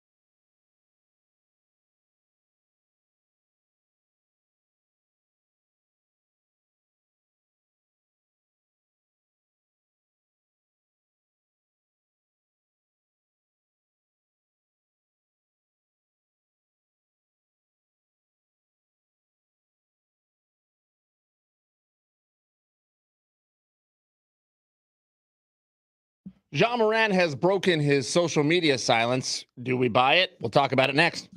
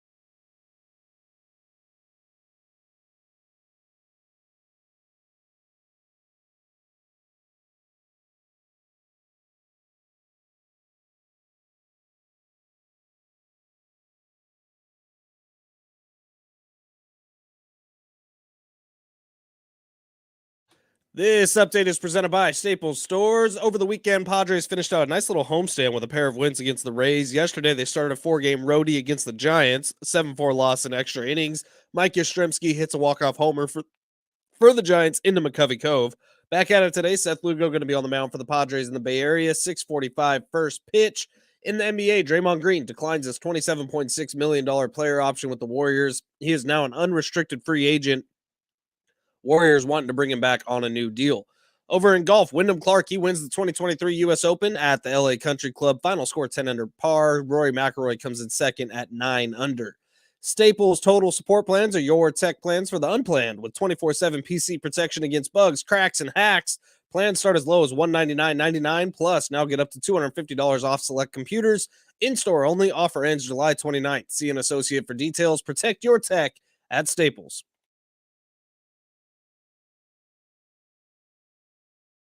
Bigger City and Fletch, San Diego Sports 760. Going to get into Jean Moran here and breaking his social media silence. However, first, before it gets too cold, we do have to taste test these breakfast sandwiches here from Jack in the Box. Fletch, did you already jump in on that or just the hash brown? Just the hash brown, but now I'm putting the hash brown in the middle of the sandwich. Oh, yeah. We did that last time also. But take a bite of just the hash brown because they're tasty. All right. Got a nice little crisp. Now they're unevenly cooked. The middle of mine was like still almost cold. That's pretty good, though. Tastes like McDonald's. Yeah, that's virtually identical to the hash brown we had last week. Jack in the Box, though, I mean, it holds up. Yeah. I mean, I got no problem with that. All right. This is so it's bacon, it's egg, it's cheese. It's on a croissant. Wait a second. Mine has ham on it. Wait, yours has ham? Mine does too. Wait, mine doesn't have ham. Okay. Oh, wait, it does. It's under the cheese. Oh, it's under the cheese. Hang on. Oh, yeah. I got bacon. Okay, all right. Okay. Oh, wow. All right. That's interesting. Okay, here we go. Yeah, that's good. You know what? That might be better than McDonald's. Okay. Okay. Man, dude. Pretty good. J and the B. Worth the wait. It was worth the wait. That's a really good breakfast sandwich. Now, It really is. my normal order, and I don't think I've ever had anything other than this in terms of breakfast at Jack in the Box, is a sausage, egg, and cheese biscuit. That is the first time I've ever departed from that order. What the hell is this called? Hang on. Hang on. Supreme croissant. Okay. Oh, dude, this is delicious. Wow. Yes. Okay, so we had what did we have from McDonald's last week? Was that the sausage, egg, and McMuffin? Sausage McMuffin, yeah. Okay, sausage McMuffin versus Supreme croissant. All right, let's brass tacks. I say Supreme croissant takes it, but drive-through time, McDonald's blows Jack in the Box out of the water.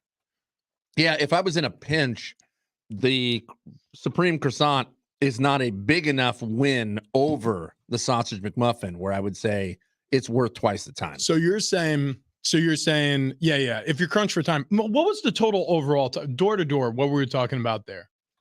13. Was it That was 13? pretty close. It was pretty close. Yeah. So I mean, you're making 13.50.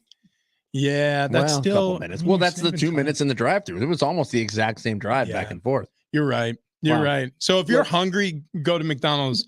If you don't have time and you need those 2 extra minutes. I will say though, I would go egg McMuffin, the standard egg McMuffin What? over this. What a ridiculous debate we're having. I like this a lot. I'm waiting the extra 2 minutes to get this. But how dumb is this? I just realized how dumb this all is. No, it's It doesn't science. seem dumb. What This is important What have stuff. we done? What have we done? It's, Would you rather talk about egg and cheese sandwiches, or would you rather talk about John Morant holding another gun? well, he already did yeah. that. Now he's just broken his silence talking about it. But I'm sitting here, I'm thinking about it. I'm like, what difference does it make? 3 minutes and 11 seconds, but five minutes and 46 seconds. And we're talking about 2 minutes. You know what was It strange? was so important to me last week. If this was a race, It's important like to- say this was a Yeah. marathon, which I consider our show to be a marathon every single day. If this was a Jeez, race wow. and someone Yeah, came in compliment. It's a little hurtful. Wow. 2 minutes behind someone else, that's a big difference. Yeah, I mean, but it is we're talking about breakfast sandwiches and drive-through lines. Like 2 minutes behind someone in a marathon is a long stretch. But this, I don't even know. That's the other thing is I don't even know if this is good or bad. How long does it take to run a marathon? Yeah. Oh, I like- hours. 2 hours and 15 minutes. I Okay, mean, my that's buddy just really did lightning one. fast. My buddy just did one. He ran it in 3 hours. So all- Exactly. Okay, so let's say 3 hours. Let's just use that number. Mm-hmm. In 15 minutes, Jack in the Box was 2 minutes behind them. So if you did 15 times 4, that would be 8 minutes an hour over 3 hours. You finished the marathon 24 minutes behind them. Yeah. See, and that's, that's a all. massive Mhm. number. Yeah, it's a big number. Mhm. Yeah. If you want to look at it that way. Jack, but again, but we're not talking about running.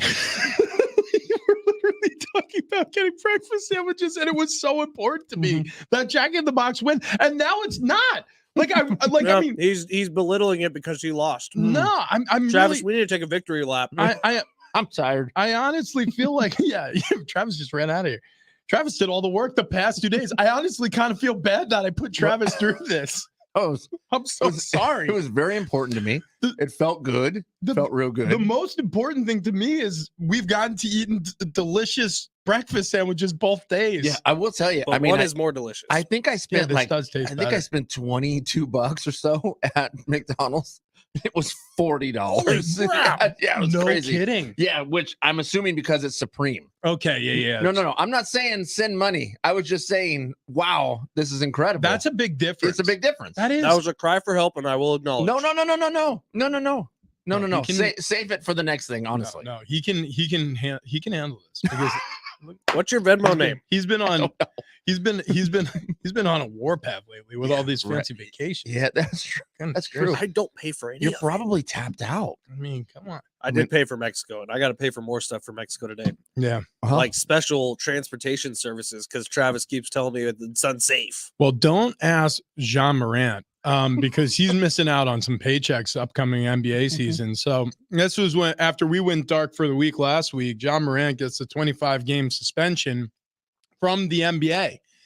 So that feels like the end of the story, right? Right. Because we're into the NBA offseason and there's some other breaking news in the NBA we'll get to in a little bit here. But that's it. So Ja gets 25 games and the MBPA, the Players Association, they're going to argue it. Tamika, I'm blanking on her last name, but the executive director of the Players Union for the basketball players in the NBA, she came out and said that this is too steep of a penalty, that they're going to fight this. Okay, fine. She has to say that. But, if it gets knocked down, maybe it gets knocked down to 20. I mean, who cares? I mean, it's going to be a suspension. It's going to be relatively significant considering he's now not once but twice waved what looks like a gun around on Instagram. Well, And yeah. the second time he did it after he was already suspended 8 games for the first time. It looked like a gun because it was a gun. I mean, If it wasn't a gun, it was everything shaped like a gun. Right. Isn't there something out now that's he's trying to, or someone close to him is trying to say that it was a lighter? Yeah, and there's a video that he's posted that apparently was filmed prior to the incident of him using the lighter, as I put in air quotes. I mean, look, man, you know what I think would be best right now? Shut up. Take the 25 Yep, games and and be just- glad it wasn't 80. And then come back and play your butt off and just So 25 awesome. games in perspective, Ron Artest was suspended 86 games for malice at the Palace. Yeah. So in perspective, like in my eyes, 25 seems pretty fair. Well, here's the deal. Like, people got hurt during the Malice in the Palace. Nobody got hurt here. You know, I mean, I could justify making an argument if I'm like the executive director of the MBPA and I'm fighting for Jean Morant. I could make some cases for Ja. I'm not saying what he did was good. It's not. He's a role model and he works for my company. And all of a sudden he's waving a gun around, or what looks like a gun around on Instagram after waving a gun around on Instagram the time before and getting suspended. I mean, it's bad. It's terrible for business. Like, we're trying to sell this game to families. So I totally get the NBA's response to this. But again, from Ja's standpoint, he broke no laws. He wasn't charged of any crimes. And I mean, at least in the second video, he's trying to mount some excuse. It's a really lame excuse, but he's trying to mount some excuse after apologizing for this the first time and apologizing for it the second time as well. It's all really stupid.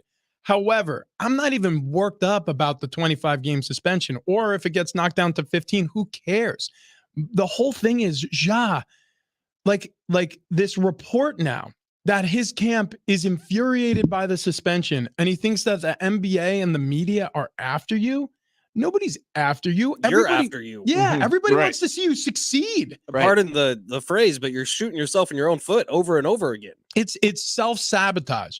Everybody's interested in Jean Morant having the best possible career he can have because he's wildly entertaining when he's on the yeah, court. he's electric. Dude, It's great. Nobody wants this to happen. You've done it to yourself. And then, oh, by the way, those same sports media people who are talking about you and saying all the positive things about you while you were having success. Yeah, of course they're talking about this because you're a star. You're a stud. Everybody's interested in you because you Right. are so good. Right. Like, nobody wants this for Ja Morant.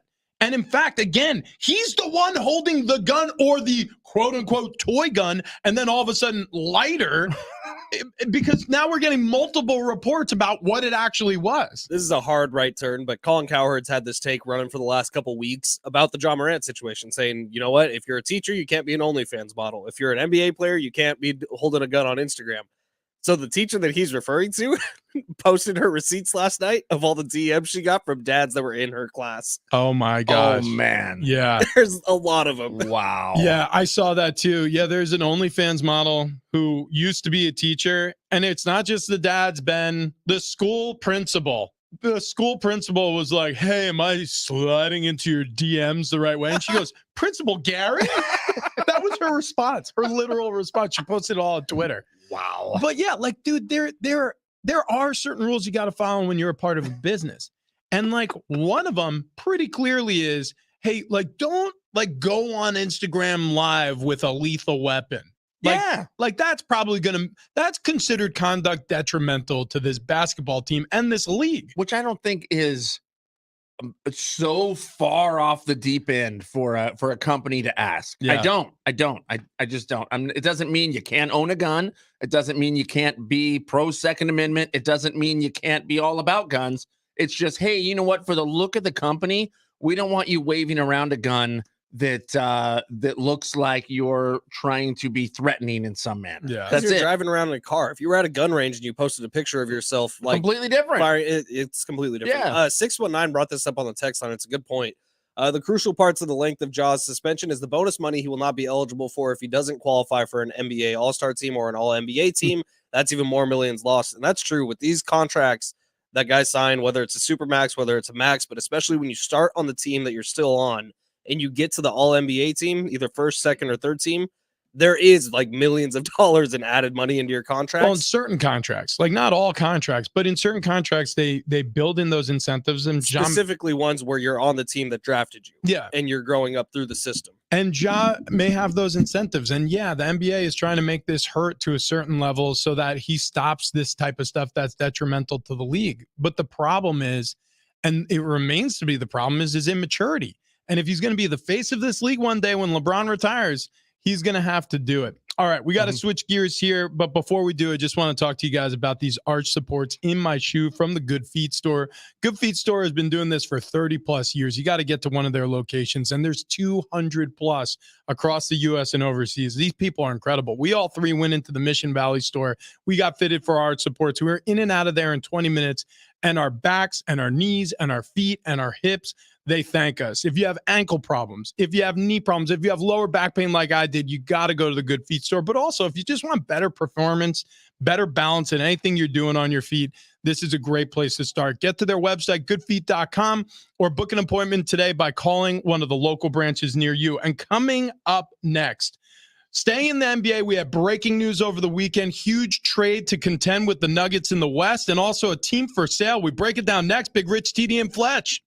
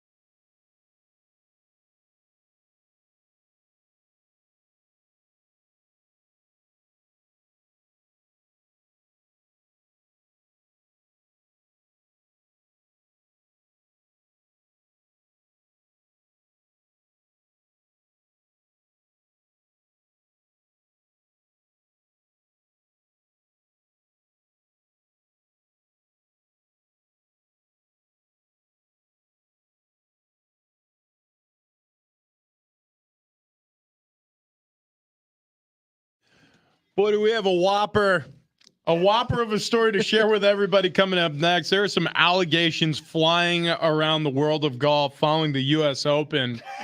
All eyes on the PGA and the Live Tour prior to the U.S. Open with this merger, and then the U.S. Open. Really great feelings with a good young golfer like Wyndham Clark walking away with it. And then there's Phil Mickelson. What a piece of work, man. Yeah. Oh, boy. Guess a new book coming out alleging that Oh, Phil boy. Mickelson walked up to Pat Perez's wife. I don't know if it was at a tournament or where it was, but showed him a picture on his phone. And that picture was of himself. Yeah. Little Brett Favre. Yeah, Brett Favre for sure. That she found it offensive, and do you now call there's a it? problem. Well, wouldn't you? I mean, I guess. All right, let's try this out, Trev. Yeah. I'm going to walk up and show you a picture. Okay. Better That's yet. of you? I'm going to show Sarah a picture. Of Little Ben. Yeah, I guess I would find that offensive. Yes. I would. Yeah, it would be a bad right. thing to happen. Right. I mean, right. but like, I just want to know the context where Phil was just like, you know what Pat Perez's wife needs to see right now? It's like he was just scrolling through his phone and Yeah. he's like, oh man, is there anybody around? Like, I want to just know what order this happened You know, in. in Like, my did he mind- see her first and he goes, oh my gosh, there she is. I've been meaning to show her a pic of my Johnson. So My mind immediately went to, well, Phil's a huge gambler. Like, it's well documented his history with 500 million. It's craziness. But yeah. my thought immediately went to someone probably bet him $100,000 to do it. Oh my gosh. Yeah, you might be well, right. maybe. That It could be. definitely fits the character be. profile. Oh man. One time we were eating dinner. It was a cheer event for my daughter. We were Okay. eating dinner. Yeah. And there was a Oh, woman boy. a woman at the table. Oh boy. Trevor's like, hey, by the way, Yeah. Look, I've been meaning to show you something. This No, is it when your wasn't me. uncle comes It up with wasn't a me. story at Thanksgiving that you're immediately like, "Ooh." No, it wasn't me. But we're eating dinner, and a woman at the table starts talking about this guy that she's been dating, and oh my gosh, what the heck? Turns out he's got a wife or girlfriend or whatever. Yeah. This is insane. Yeah, you should see these pictures he sent me. And I was like, he sent you pictures? Look. And she showed me, and I was like, oh my gosh, that's incredible. Wow. Also, that's my son's baseball coach. No!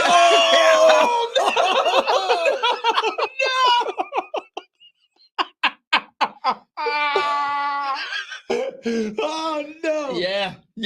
That was So cool. she was unbeknownst to her dating a married man, Yeah. and Yeah. then she showed you the picture, and you were like, "Well, hang on a second. What part of his anatomy were you looking at when you recognized him?" I couldn't see anything above the waist. I gotta tell you, I mean, in all honesty, if I was given the same gifts, I would probably take photos too. Is all I'm saying. I Okay. mean, it was Okay. impressive. Oh wait, this guy was. She showed you pictures of this guy posing nude on her phone? Completely Oh nude. my Yes. God, yeah. no way. Yeah, completely nude. Just at a dinner. Yeah. Oh yeah. that's Did fine. you pull Caleb out of baseball? No. We went ahead and finished the season. It's a good team, man. Come on. Man, alive. Yeah. Okay. I didn't say a word though. Tell you that No. much. Yeah. It's You crazy. didn't say, hey, coach, we need to talk about my son's playing time. I gotta be honest with you. No. I want to read this biography. What is this book Oh. called? Is this the Alan Shipnuck book? I think it must be. Yeah. Yes, it is. Yeah. Yeah, it is. I'm pretty sure it's out. He was bouncing around. Yeah, which is weird. Then did it just get released? I No, thought that it's been came out for like a year, I want to say. Since the live stuff started going down. Somebody finally read it. Why? Yeah.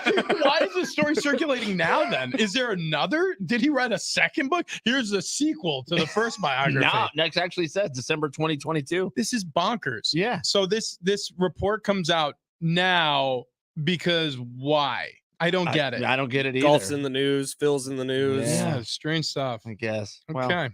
yeah. Well, that's cool. Yeah, that's awesome. That's bizarre. Okay. Bradley Beal got traded. So Whoa. he's now going to be a Phoenix Sun. He got traded to Phoenix for Chris Paul and others. Chris Paul's all pissed off about it, but concentrating on the Sun side of it for a second, that's a super team now. Bradley Yeah. Beal, Kevin Durant, Devin Booker. Bradley Beal, one of the best defenders of the last decade in the Scorer. NBA. You don't no. Bradley Beal is an offensive juggernaut. He's also an incredible man-on-man defender, You're which is how he cut his teeth in the league. you're talking about a guy who can score, and then obviously Booker and Durant. I mean, they're known for their scoring, their offense. Like this is going to be one of those teams where, you say it and it's a little cliche, but it's true.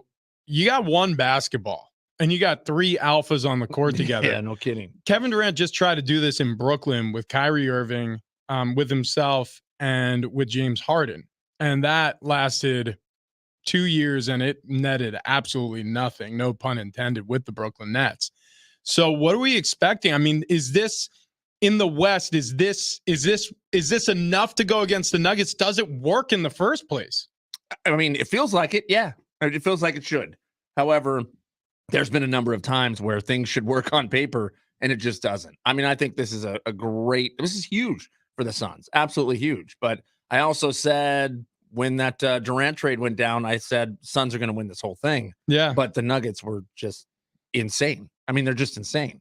So is it enough to beat the Nuggets? I don't know. I don't know if it is. I don't know if it feels like enough to beat the Nuggets just because they feel like such a juggernaut. I would say the difference between this super team and the Nets super team was that Kevin Durant and James Harden hardly worked in OKC. Like maybe for 1 year it worked really well and then it fell apart. James Harden and Kevin Durant and Devin Booker worked last year. Like we saw it work. They were really good together. Adding a Bradley Beal in, maybe it ruins things, but maybe it doesn't. Beal, he's grown up a lot in this league. He is a 46% shooter from the field. He over his career, he's 22.1, but over like the last handful of years, he's up. Let me see where the stat was that I found earlier. Oh, here it is. From 2016 to 2023, the guards averaged 25.6 points per game en route to his 3 All-Star games in that span. This dude is a smoke show offensively. And this is what I've been saying. Nobody can contend with Jokic defensively. You're not going to stand toe-to-toe with the Nuggets and expect to defend Jokic. You can't. There's nobody in the league who can do it. He's just too good, too tall. He's too good of a ball handler, too good of he sees the court well. So even if you shut down his ability to score, he'll find the open man. You got to meet fire with fire, and that's exactly what you're doing here offensively in Phoenix. So we'll see if it works out. But they fired Monty Williams. They bring in Frank Vogel. Now they bring in Bradley Beal. Kevin Durant's brand new to the squad as of last season. Chris Paul's gone. He helped construct this team in the first place. I mean, is this the answer? I don't know. Is Chris Paul going to go to the Lakers now? Somehow It's possible. LeBron's going to make that work? It's very possible. I don't know if they can pay him, but it's possible if they find a way for the Wizards to eat some of that contract. All right, still ahead. We got the 4 corners. We must span the globe. Is San Diego State leaving the Mountain West? And when's Jordan selling the Charlotte Hornets? We got questions. We'll give you answers on the other side. Big Rich, TD, and Fletch.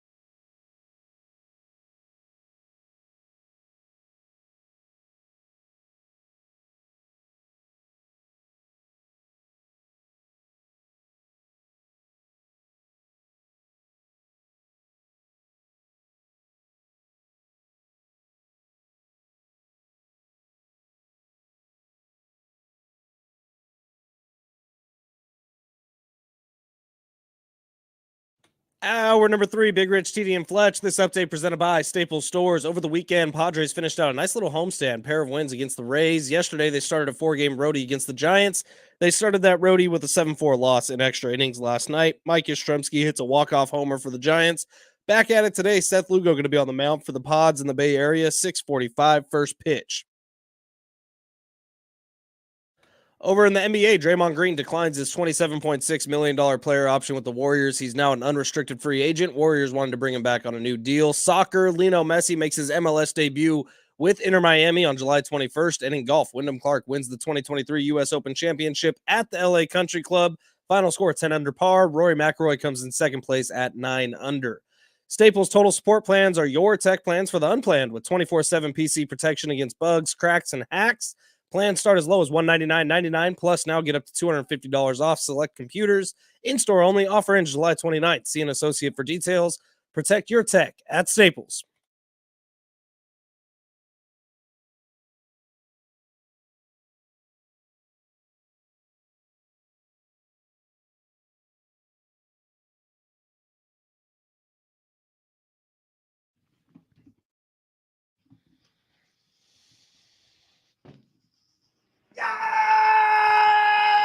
Yeah! Woo! Tuesday, man. We're already there, half the week, almost down the drain, right? Well, many of you are starting your day here. We've been here at it since 6 a.m. and happy Tuesday to all who celebrate. Big Rich, TD, and Fletch with you, getting the week started. Long weekend. Happy Father's Day to everyone else out there who celebrated. I know I did. It was fun. But Father's Day, it's almost like Mother's Day. You see like the Instagram posts and it's like, you brought me into this world and I love you and you're the best thing that's ever happened in this family. And then like Father's Day posts are like, hey, here's to the guy who loves Coors Light and mowing the lawn. Looking at you, big fella. You know, like that's so I mean, are they wrong? it's always like to the mother who like we cherish so deeply, who has shed light into my life. And then for dad, it's like another trip around the sun on a Father's Day for you, old timer. Yeah. Hope you like the necktie. Hey, Dad, can you go grill? Yeah, that's the other thing. Here's this guy. He has 3 kids. Happy Father's Day. Happy Father's Day. He was also there too. Exactly. Now, the other Thank side, you for your mothers contribution. probably do deserve a little more credit because what did a guy do to have kids? What every guy wants to do all the time. Yeah. And the mom had to, like ruin herself for her children. I don't know, man. Here's the crazy thing. I think dads unfortunately don't get enough credit and then they get all the blame. Like all of a sudden on TikTok, when you see rump shaking, every comment's like fatherless activity. Just like, what about the moms? Like, what about the example the mom's setting at the house? Why is it always the dad who gets blamed because somebody's doing squats facing away from the camera? You brought up TikTok. Let's do it. You gotta play Do it. now. All right. Yeah. Gotta play it. Open up You brought it TikTok up. here. Yeah, here we Okay, go. Here we go. Swipe number 1. How many swipes to a butt?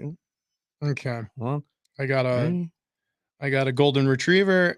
Hey, my first one's you, Rich. Oh yeah, there you Wow. go. How about that? It's at the U.S. Open with the tiny little cup. Whoa. Wait a minute here. 3, 4, 5. Oh, that's nice a butt. chest. Oh, that's actually. Look at this. There's a lot going on here. Wait a minute. Number 3. Hey, what's going on? I don't know, Wow. I'm way in deep here. dude. Your algorithm has It's been so super off. squeaky Yeah. clean lately. What's going on? Well, what's this one? It's just Well, it could be a butt. No, it's an ad. That's an ad. Okay. We're no. Okay. Here's swipe number 4. No. Oh wow. Wow. Ben and me we are the creep shows of the day. I mean, close enough. So mine was. What's yours? Oh yeah. That Oh, works. swipe number I mean, 5 is that- Mikey Harmon. That had to have been like Those are front butts. 30. Yeah. Yeah. I wish Mike Harmon would show his butt on TikTok.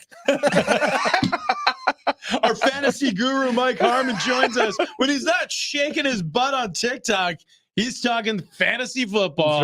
That's right. Yeah, man. Mhm. It's interesting. Father's Day, it comes and goes, and there's very little acclaim, very little fanfare, and then we just move on to the rest of the summer. US Open was cool though. Went there, saw Wyndham Clark win the thing.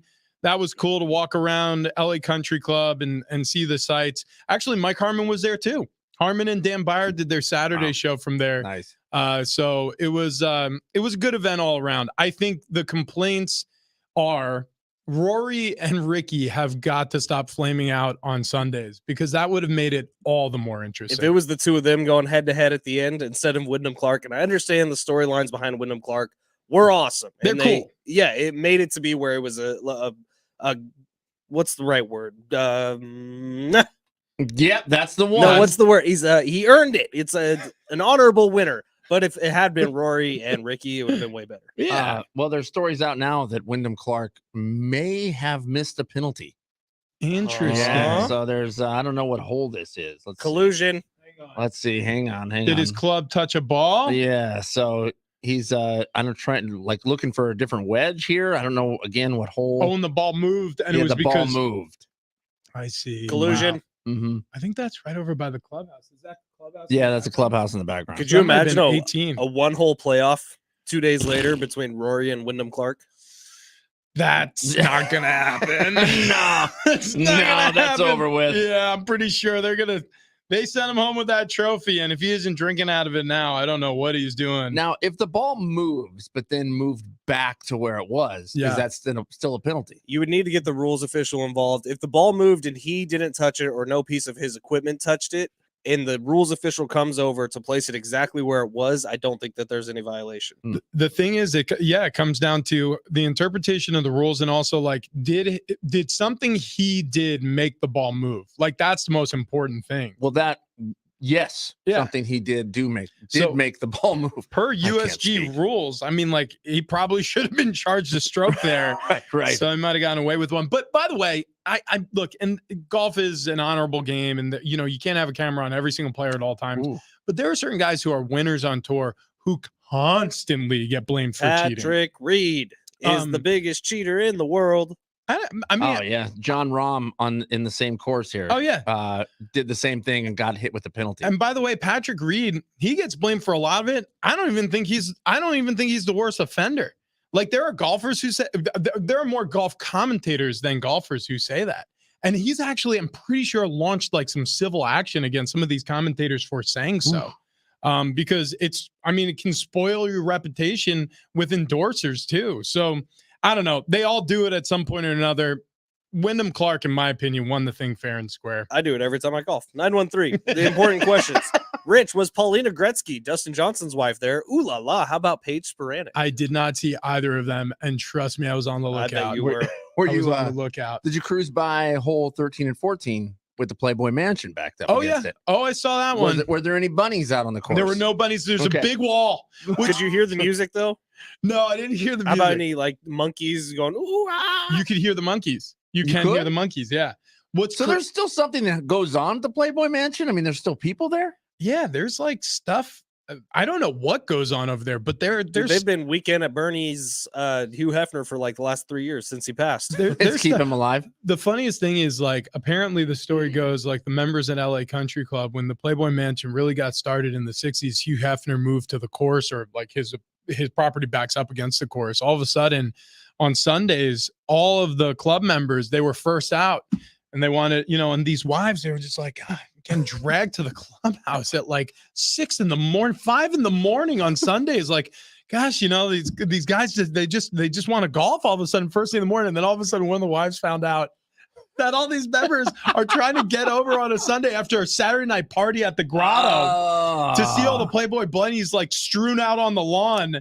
And so as you played that hole, 13 and 14. yeah. Nice.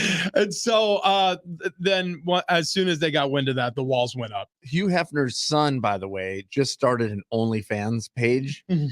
And his adult son starts an OnlyFans page because he needs money to fund his Pokemon addiction. Okie dokie. Yeah.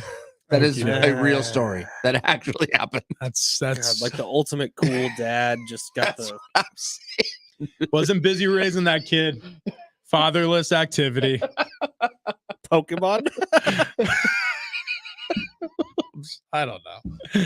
Gotta catch them all. Pikachu. Before we get to the Four Corners, which we love to do on Tuesdays, we got to get to San Diego State, who gave notice to the Mountain West. They said, "Hey, look, it's been fun. Thanks for having us. We're really we were excited about being a part of the conference, but things have changed, and we're ready to move on. Not quite yet, but soon. So here's a list of our conditions, and we'll see."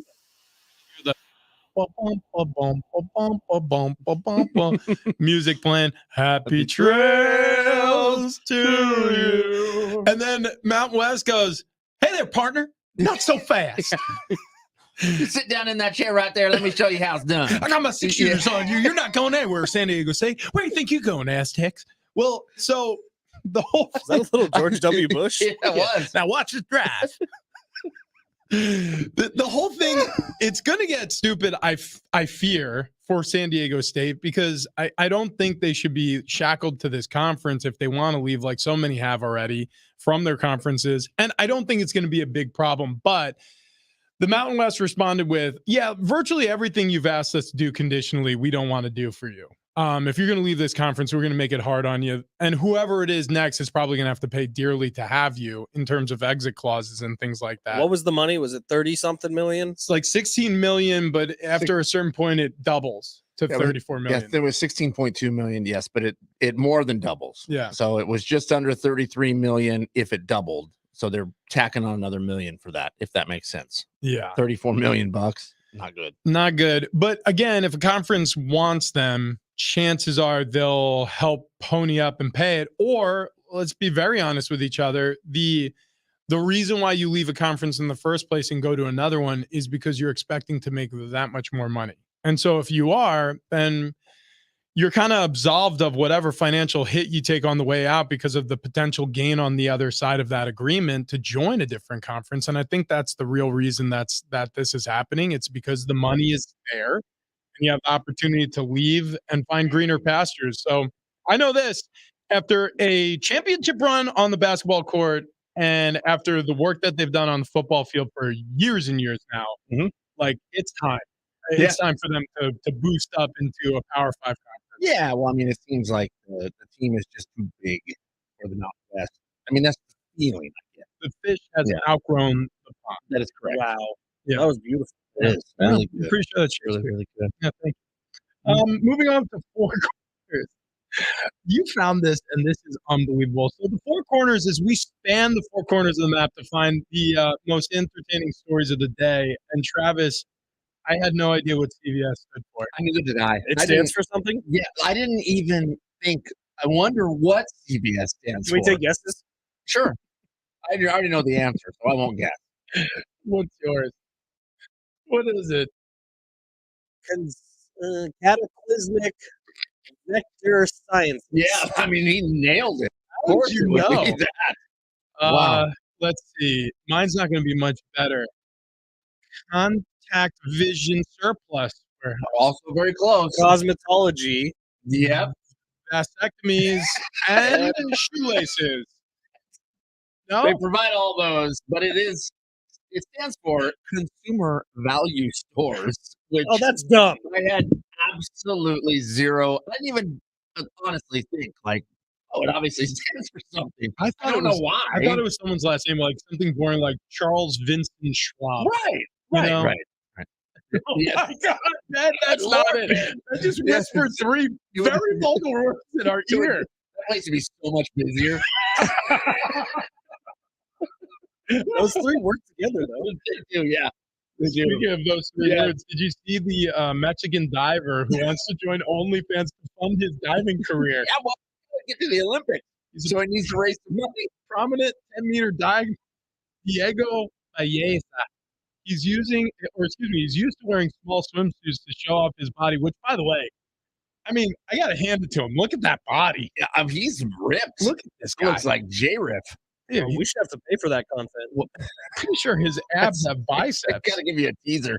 Well, it says now he's desperate because of the lack of financial resources ahead of next year's Paris Olympics. The Mexican is making the leap in a different platform, which he also wears fused clothes. OnlyFans. Baez is one of several Mexican athletes who have been affected by a dispute between the World Aquatics and Ana Genevar. I'm learning about this as I'm reading it, the head of Mexico's National Sports Commission, that since January has stopped providing monthly payments for aquatics athletes. So in order to fund his diving career, he's going to unsheath, I guess, what's left of his clothing. I mean, doesn't leave very much to the So, imagination. What's over awesome there. about this, I mean, I could draw it right now with the outline. Is all the same. at the wee hours of the morning, this morning, Pretty sure this is your suspect, officer. like at 2 a.m. He our was time, wearing a mask. this morning, the Paris offices for Olympic Federation, whatever, blah, blah, blah, at me. like they were raided by the French FBI, the Olympic offices in Paris this morning because of collusion, because of money laundering, because of all these different things. Not again. So most sports shows are going to be talking about that. We're talking about OnlyFans and the Olympics. Diego Baeza. Well, You guys see he that? also could have done a GoFundMe, but he went with OnlyFans. You guys see that? Nikola Jokic made it home in time for the sport race, or for the horse races. Oh yeah, that was very important to him. He was so pissed when he found out that the parade was Thursday after He was also winning the finals. S-based that night at a club in Denver. Like, there's video of him stumbling around. Everyone's like, "He was missing his horses so much. He's drinking himself wine." They were in Vegas immediately. The team immediately went to a club. Well, he didn't die, which is good. No, and he made it back to Serbia. Well, a woman in Ecuador, she died, but then she revived during her wake. God, I saw this. I saw this too on TikTok.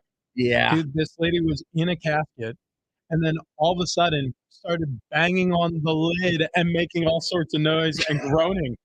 I mean, can you imagine how terrifying if grandma woke up during the wake?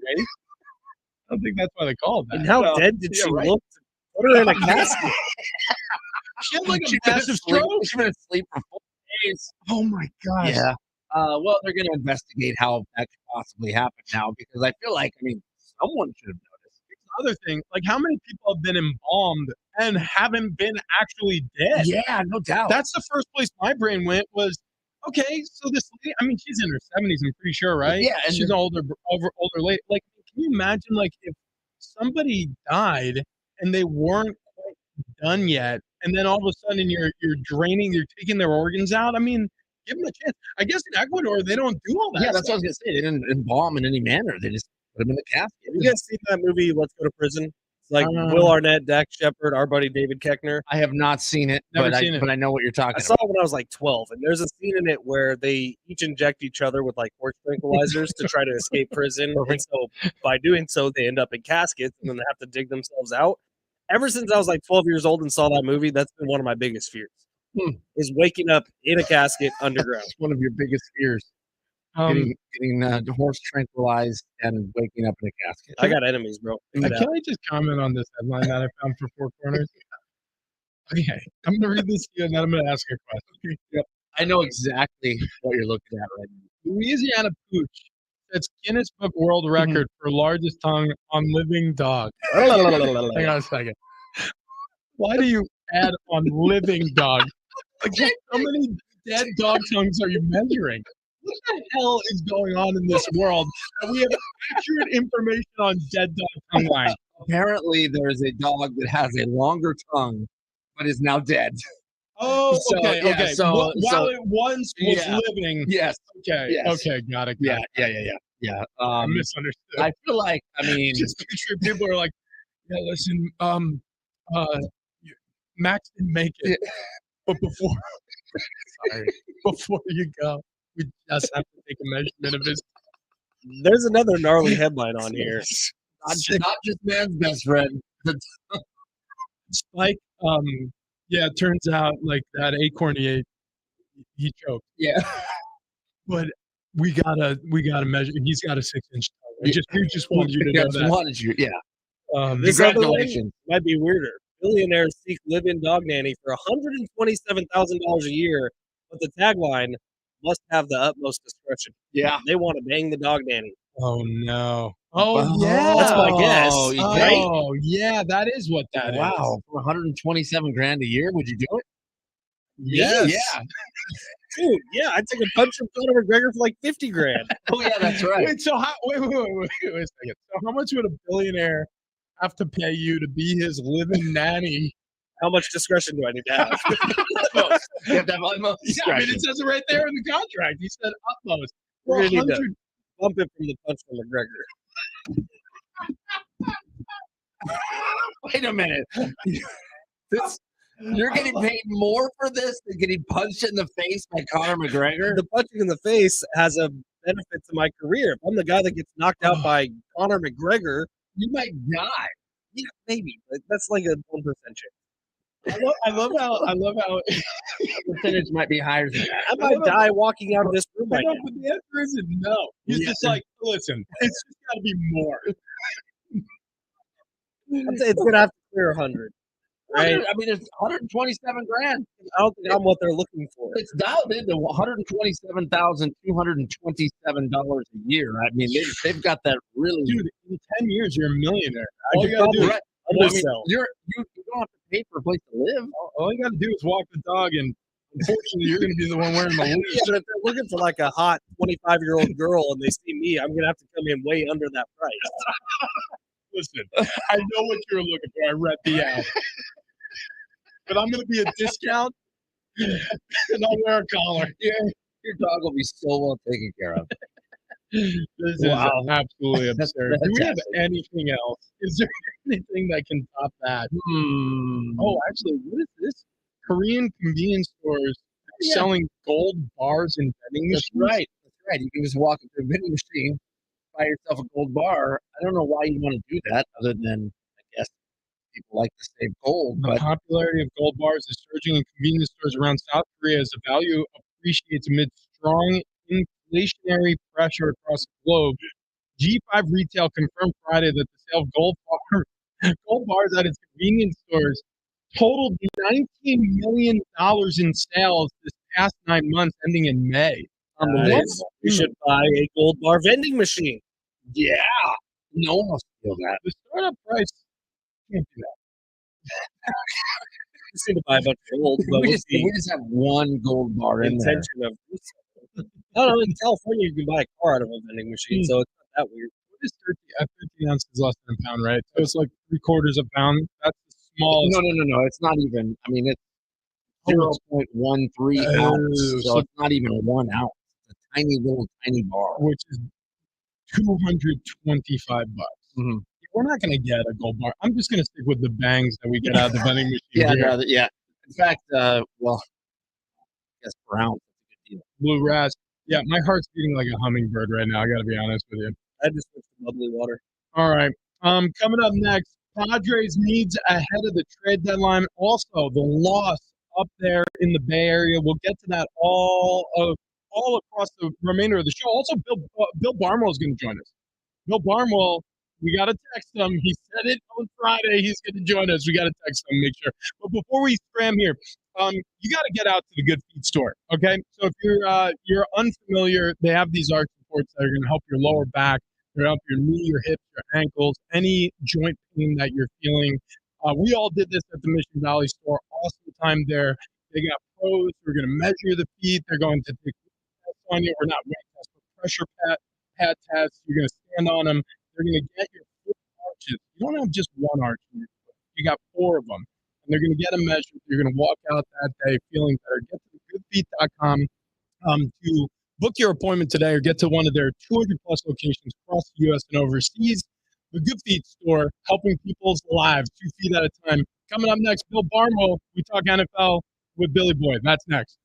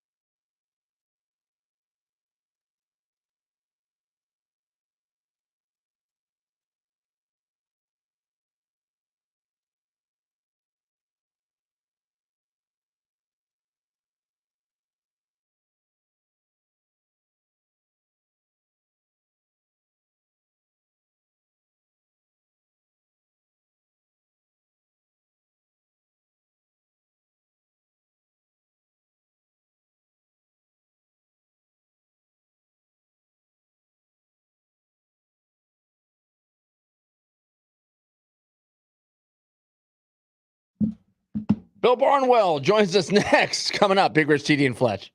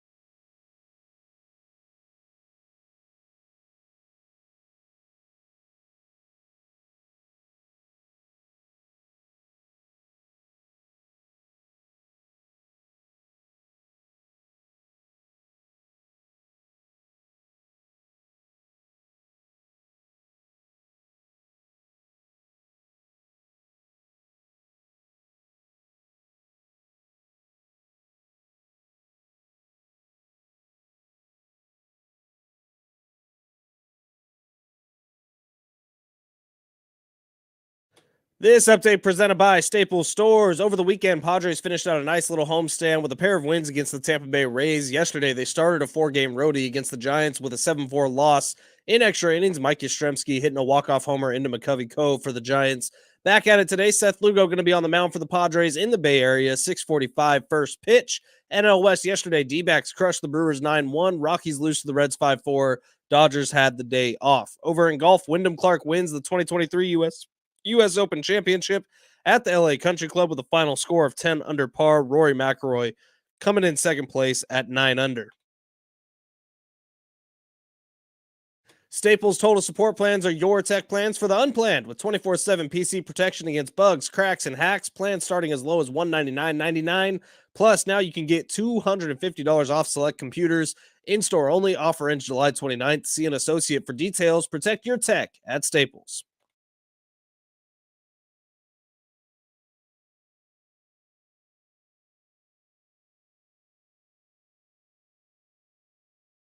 Bigger CD and Fletch, San Diego Sports 760 on a Tuesday. A lot going on here. A lot going on. In fact, we just got an email. We got to come up with something fun. Oh, yeah. Yeah. Yeah. A little inside baseball here, Yeah. but we are going to be bringing in props for a video tomorrow. We'll talk more about that. We got to talk some NFL, though, with one of our favorite NFL insiders, reporters, writers, Bill Barnwell. We will in a moment here. We're efforting to get him on the phone lines as we speak. Efforting, indeed. I said efforting, indeed. Oh, yeah. I missed. I thought you had more to that. Oh, no. The storyline that's most fascinating to me coming out this weekend was Dalvin Cook making mention that if him and DeAndre Hopkins team up, it's going to be quite a pairing. Looks like our phones are not working properly Whoa. since it says connecting on here. And I've never seen it say that before. We've got about 10. Yeah. We got 10 phone lines. And not a single one of them are working right now. No, they just spelled out letters here. That's strange. He joins us on line O of connecting. We'll see. Yeah, well, keep your fingers crossed. I will say this, as free agents, I mean, you're talking about if Dalvin Cook, who inarguably is one of the best backs in the NFL right now, and DeAndre Hopkins link up on a new team together, that would be pretty incredible in terms of a boost to that offense wherever it happens. I don't care where you're starting from. That's a boost. Oh, without a doubt.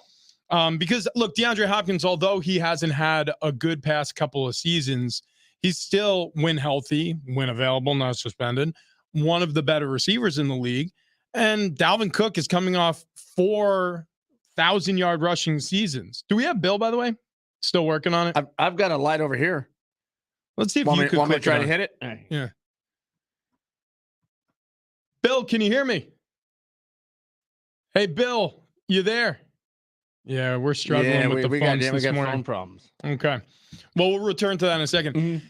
Here's the deal, though. I don't know if any team's going to be able to afford it. Like, you look at these NFL teams after the draft, salary is an issue because you've got to scrimp and save a little bit to onboard some of these rookies anyways. I mean, it's not time to add. A lot of times it's cut down season. So outside of a major injury to both receiver and running back and a team that has cap flexibility, I don't see how either, or I shouldn't say either. I don't see how two of them could end up in the same spot at once. Do we have Bill Barnwell? Is he joining us right now? Bill, can you hear us? Yeah, silent.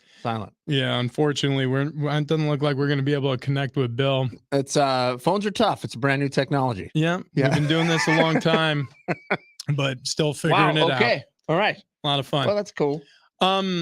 Yeah, I don't know. I look at the Patriots, though, as a team that's in need of both. I agree. If there's a way that you can somehow finagle this, if you can pull off, I mean, Dalvin Cook and DeAndre Hopkins, that would be absolutely sensational. Oh, and when I think that is a team that could pull it off. I mean, look, you're talking about how much money do you have to spend? What can you move around? I mean, that is a team that could use the help, and I do believe can get creative enough to see it happen.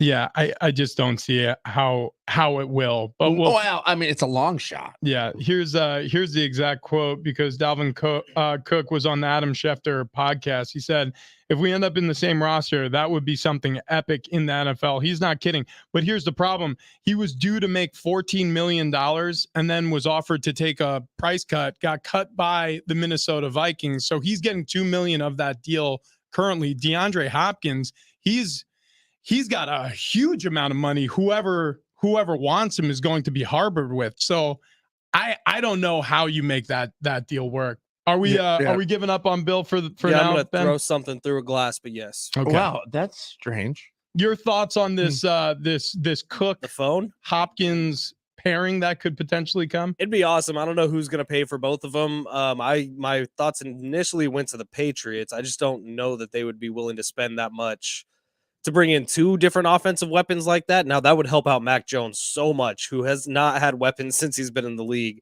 But if he had DeAndre Hopkins and Dalvin Cook, who's excellent catching the ball just like he is running the ball, that'd be huge for the Patriots, especially in an AFC East that it feels like you're going to need to spend to keep up with. Well, all of a sudden, I would probably make Mac Jones look great, which I think happened in San Francisco. We saw the same sort of thing, where if you have Brock Purdy just is great. Do you think Brock Purdy's a better quarterback than Mac Jones? I do. Oh, that's crazy. Yeah, I don't. No way. Yeah. I don't. There's not. In a million it's years. crazy. There's nothing like statistics or anything like that out there. Okay. I mean, I don't even want to walk down this path. I will say this: outside their quarterback, the San Francisco 49ers have a great roster. Yeah.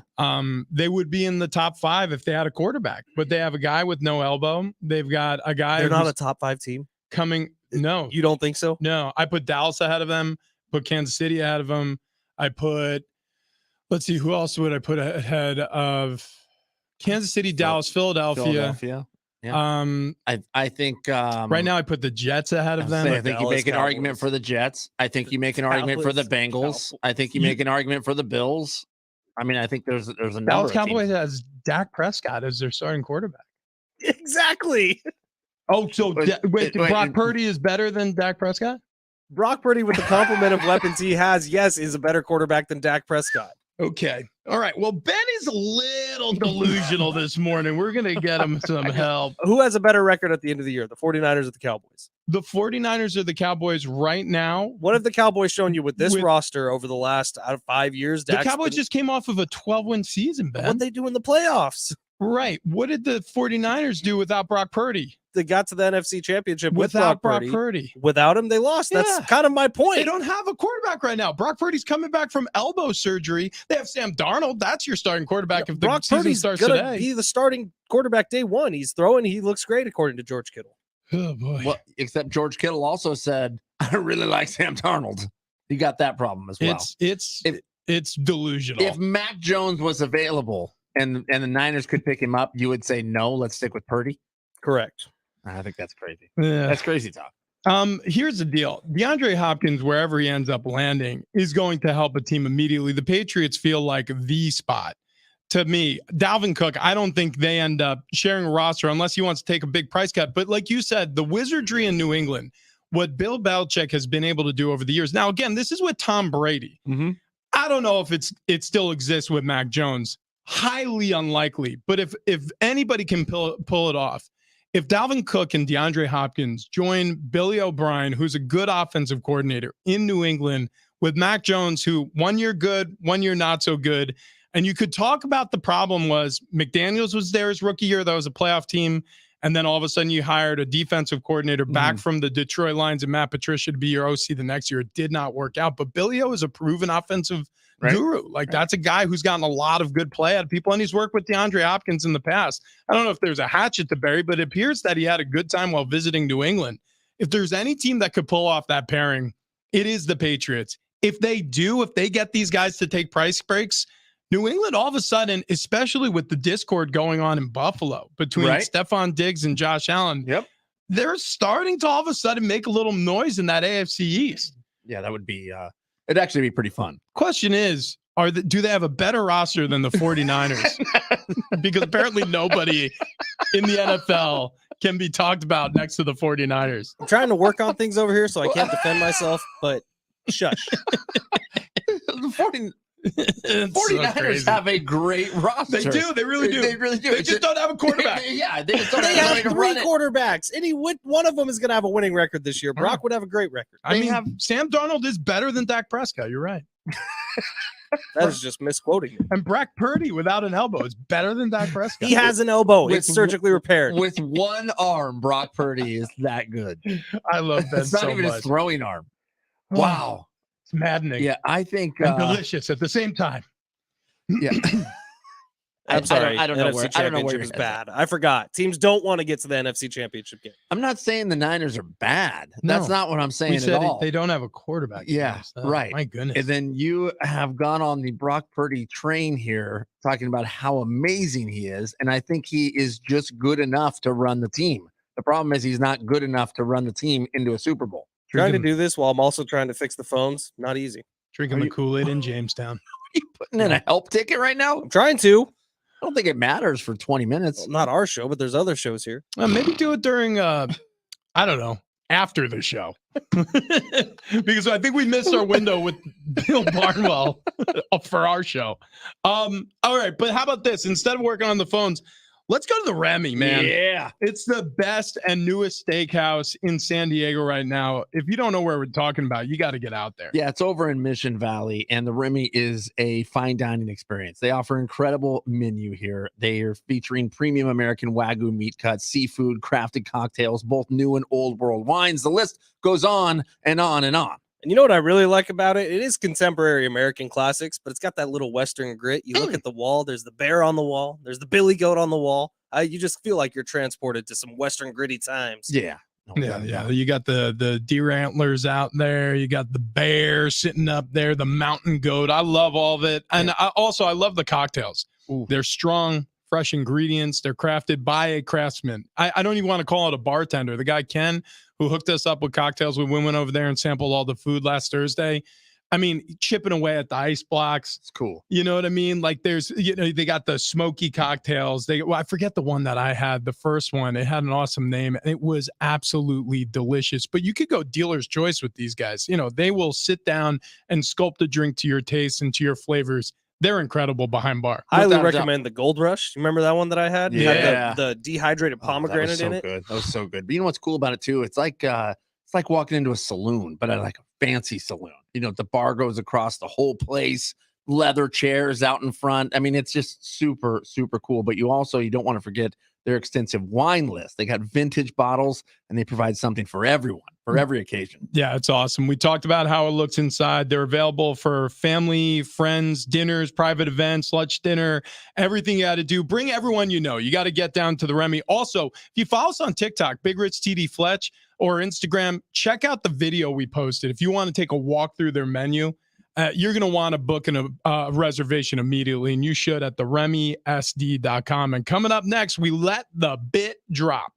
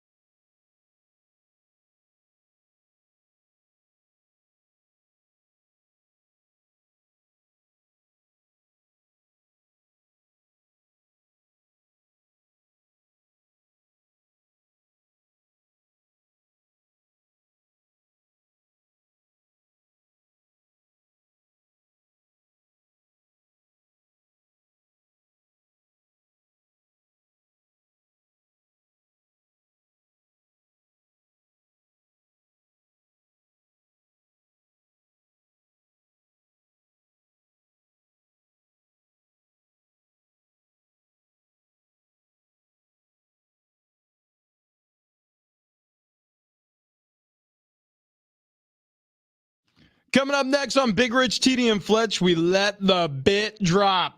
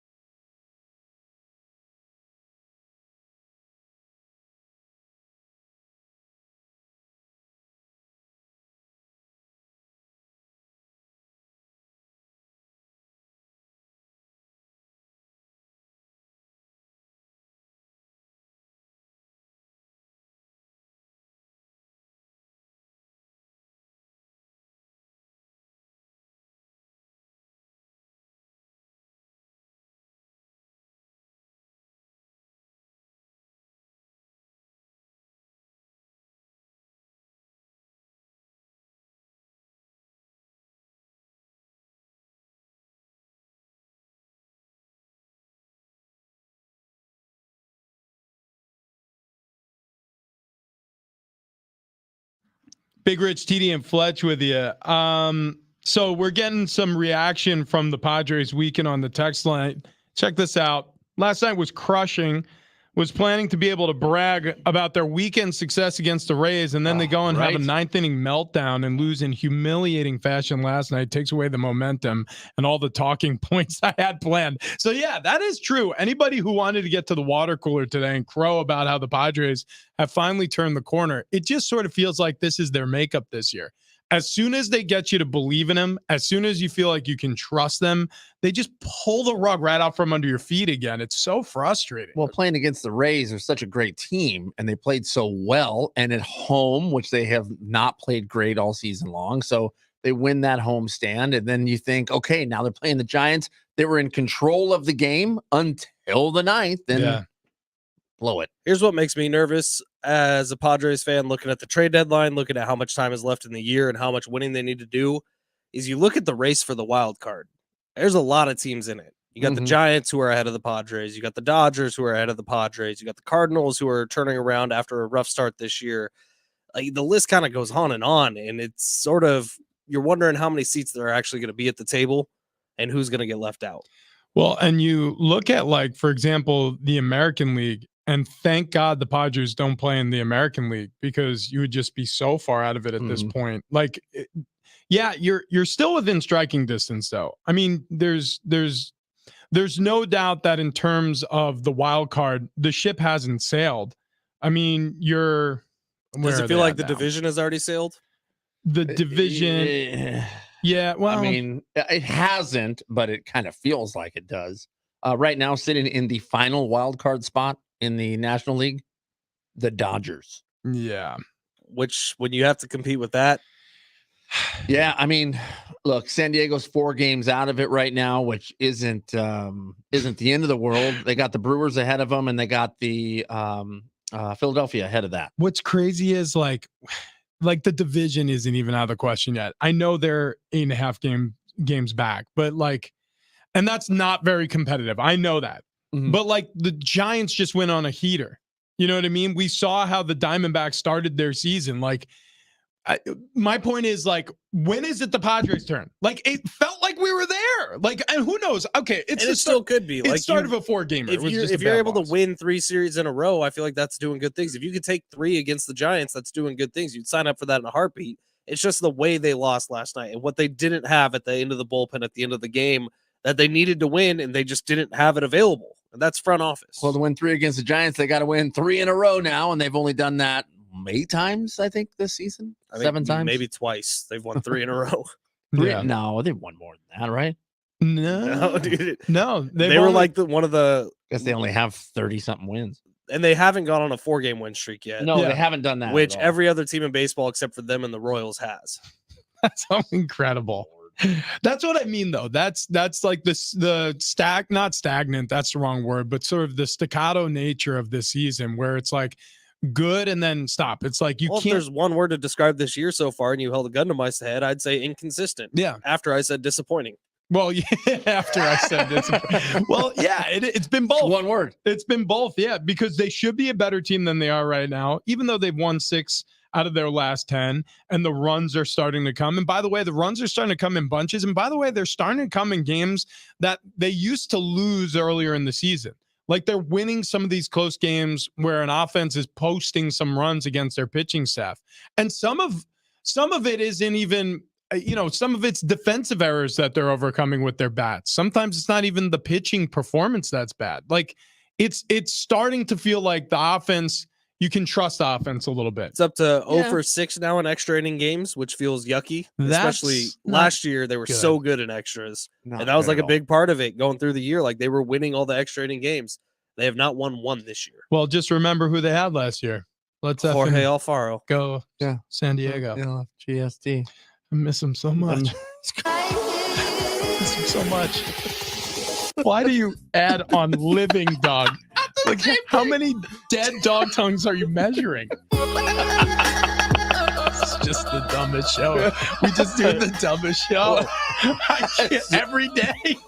We wake up and we go, yeah, this is gonna be a great show, and then we start talking about measuring dead dog tongue. Did you see the picture of the dog though that has now the longest living tongue? Yeah, it's a It's gigantic. I mean, it's a good tongue. Like Gene Simmons long. Oh, Way longer. Oh my god. I mean, it's yeah. huge. Click on that link. The headline. I mean, like the picture of this dog. What kind of dog is it? It's from Louisiana, yeah. so it's probably Let's Cajun. see. Hang on, 3-year-old Cajun. from. Looks like some sort of Labrador German Oh my Shepherd. god, mix. that's a big tongue. Yeah, That's what I'm saying. yeah, that's crazy. Give you a lot of good boy kisses. I wouldn't want him. 7.3 inches. That was the old long one. That's the dead dog named Mochi.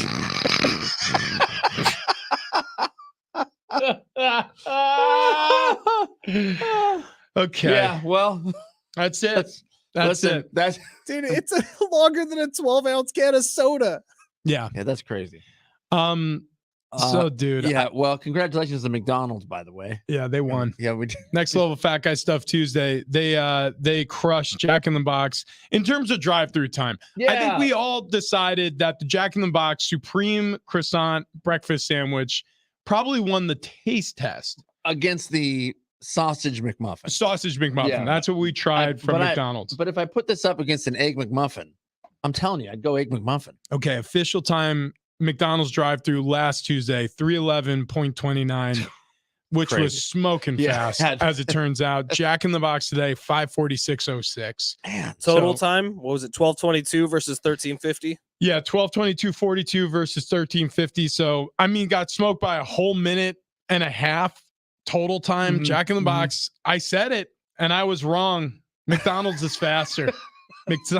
McDonald's is faster. And again, we did it for science. we got to the bottom of another mysterious food caper. You're welcome, San Diego. We'll do it again tomorrow. Ben, who do we thank? Not the phones. Thank you, Bill Barnwell, for talking to Trying. me and not the guys. He had some interesting nuggets, but another day.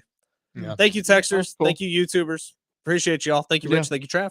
Thank you, sir. Yeah, Thank you. You did it. You did it Mwah. again. Wow. Wow. Just It's go happening. home, Yeah. All right. Well. measure your dog's tongue. We'll see you tomorrow.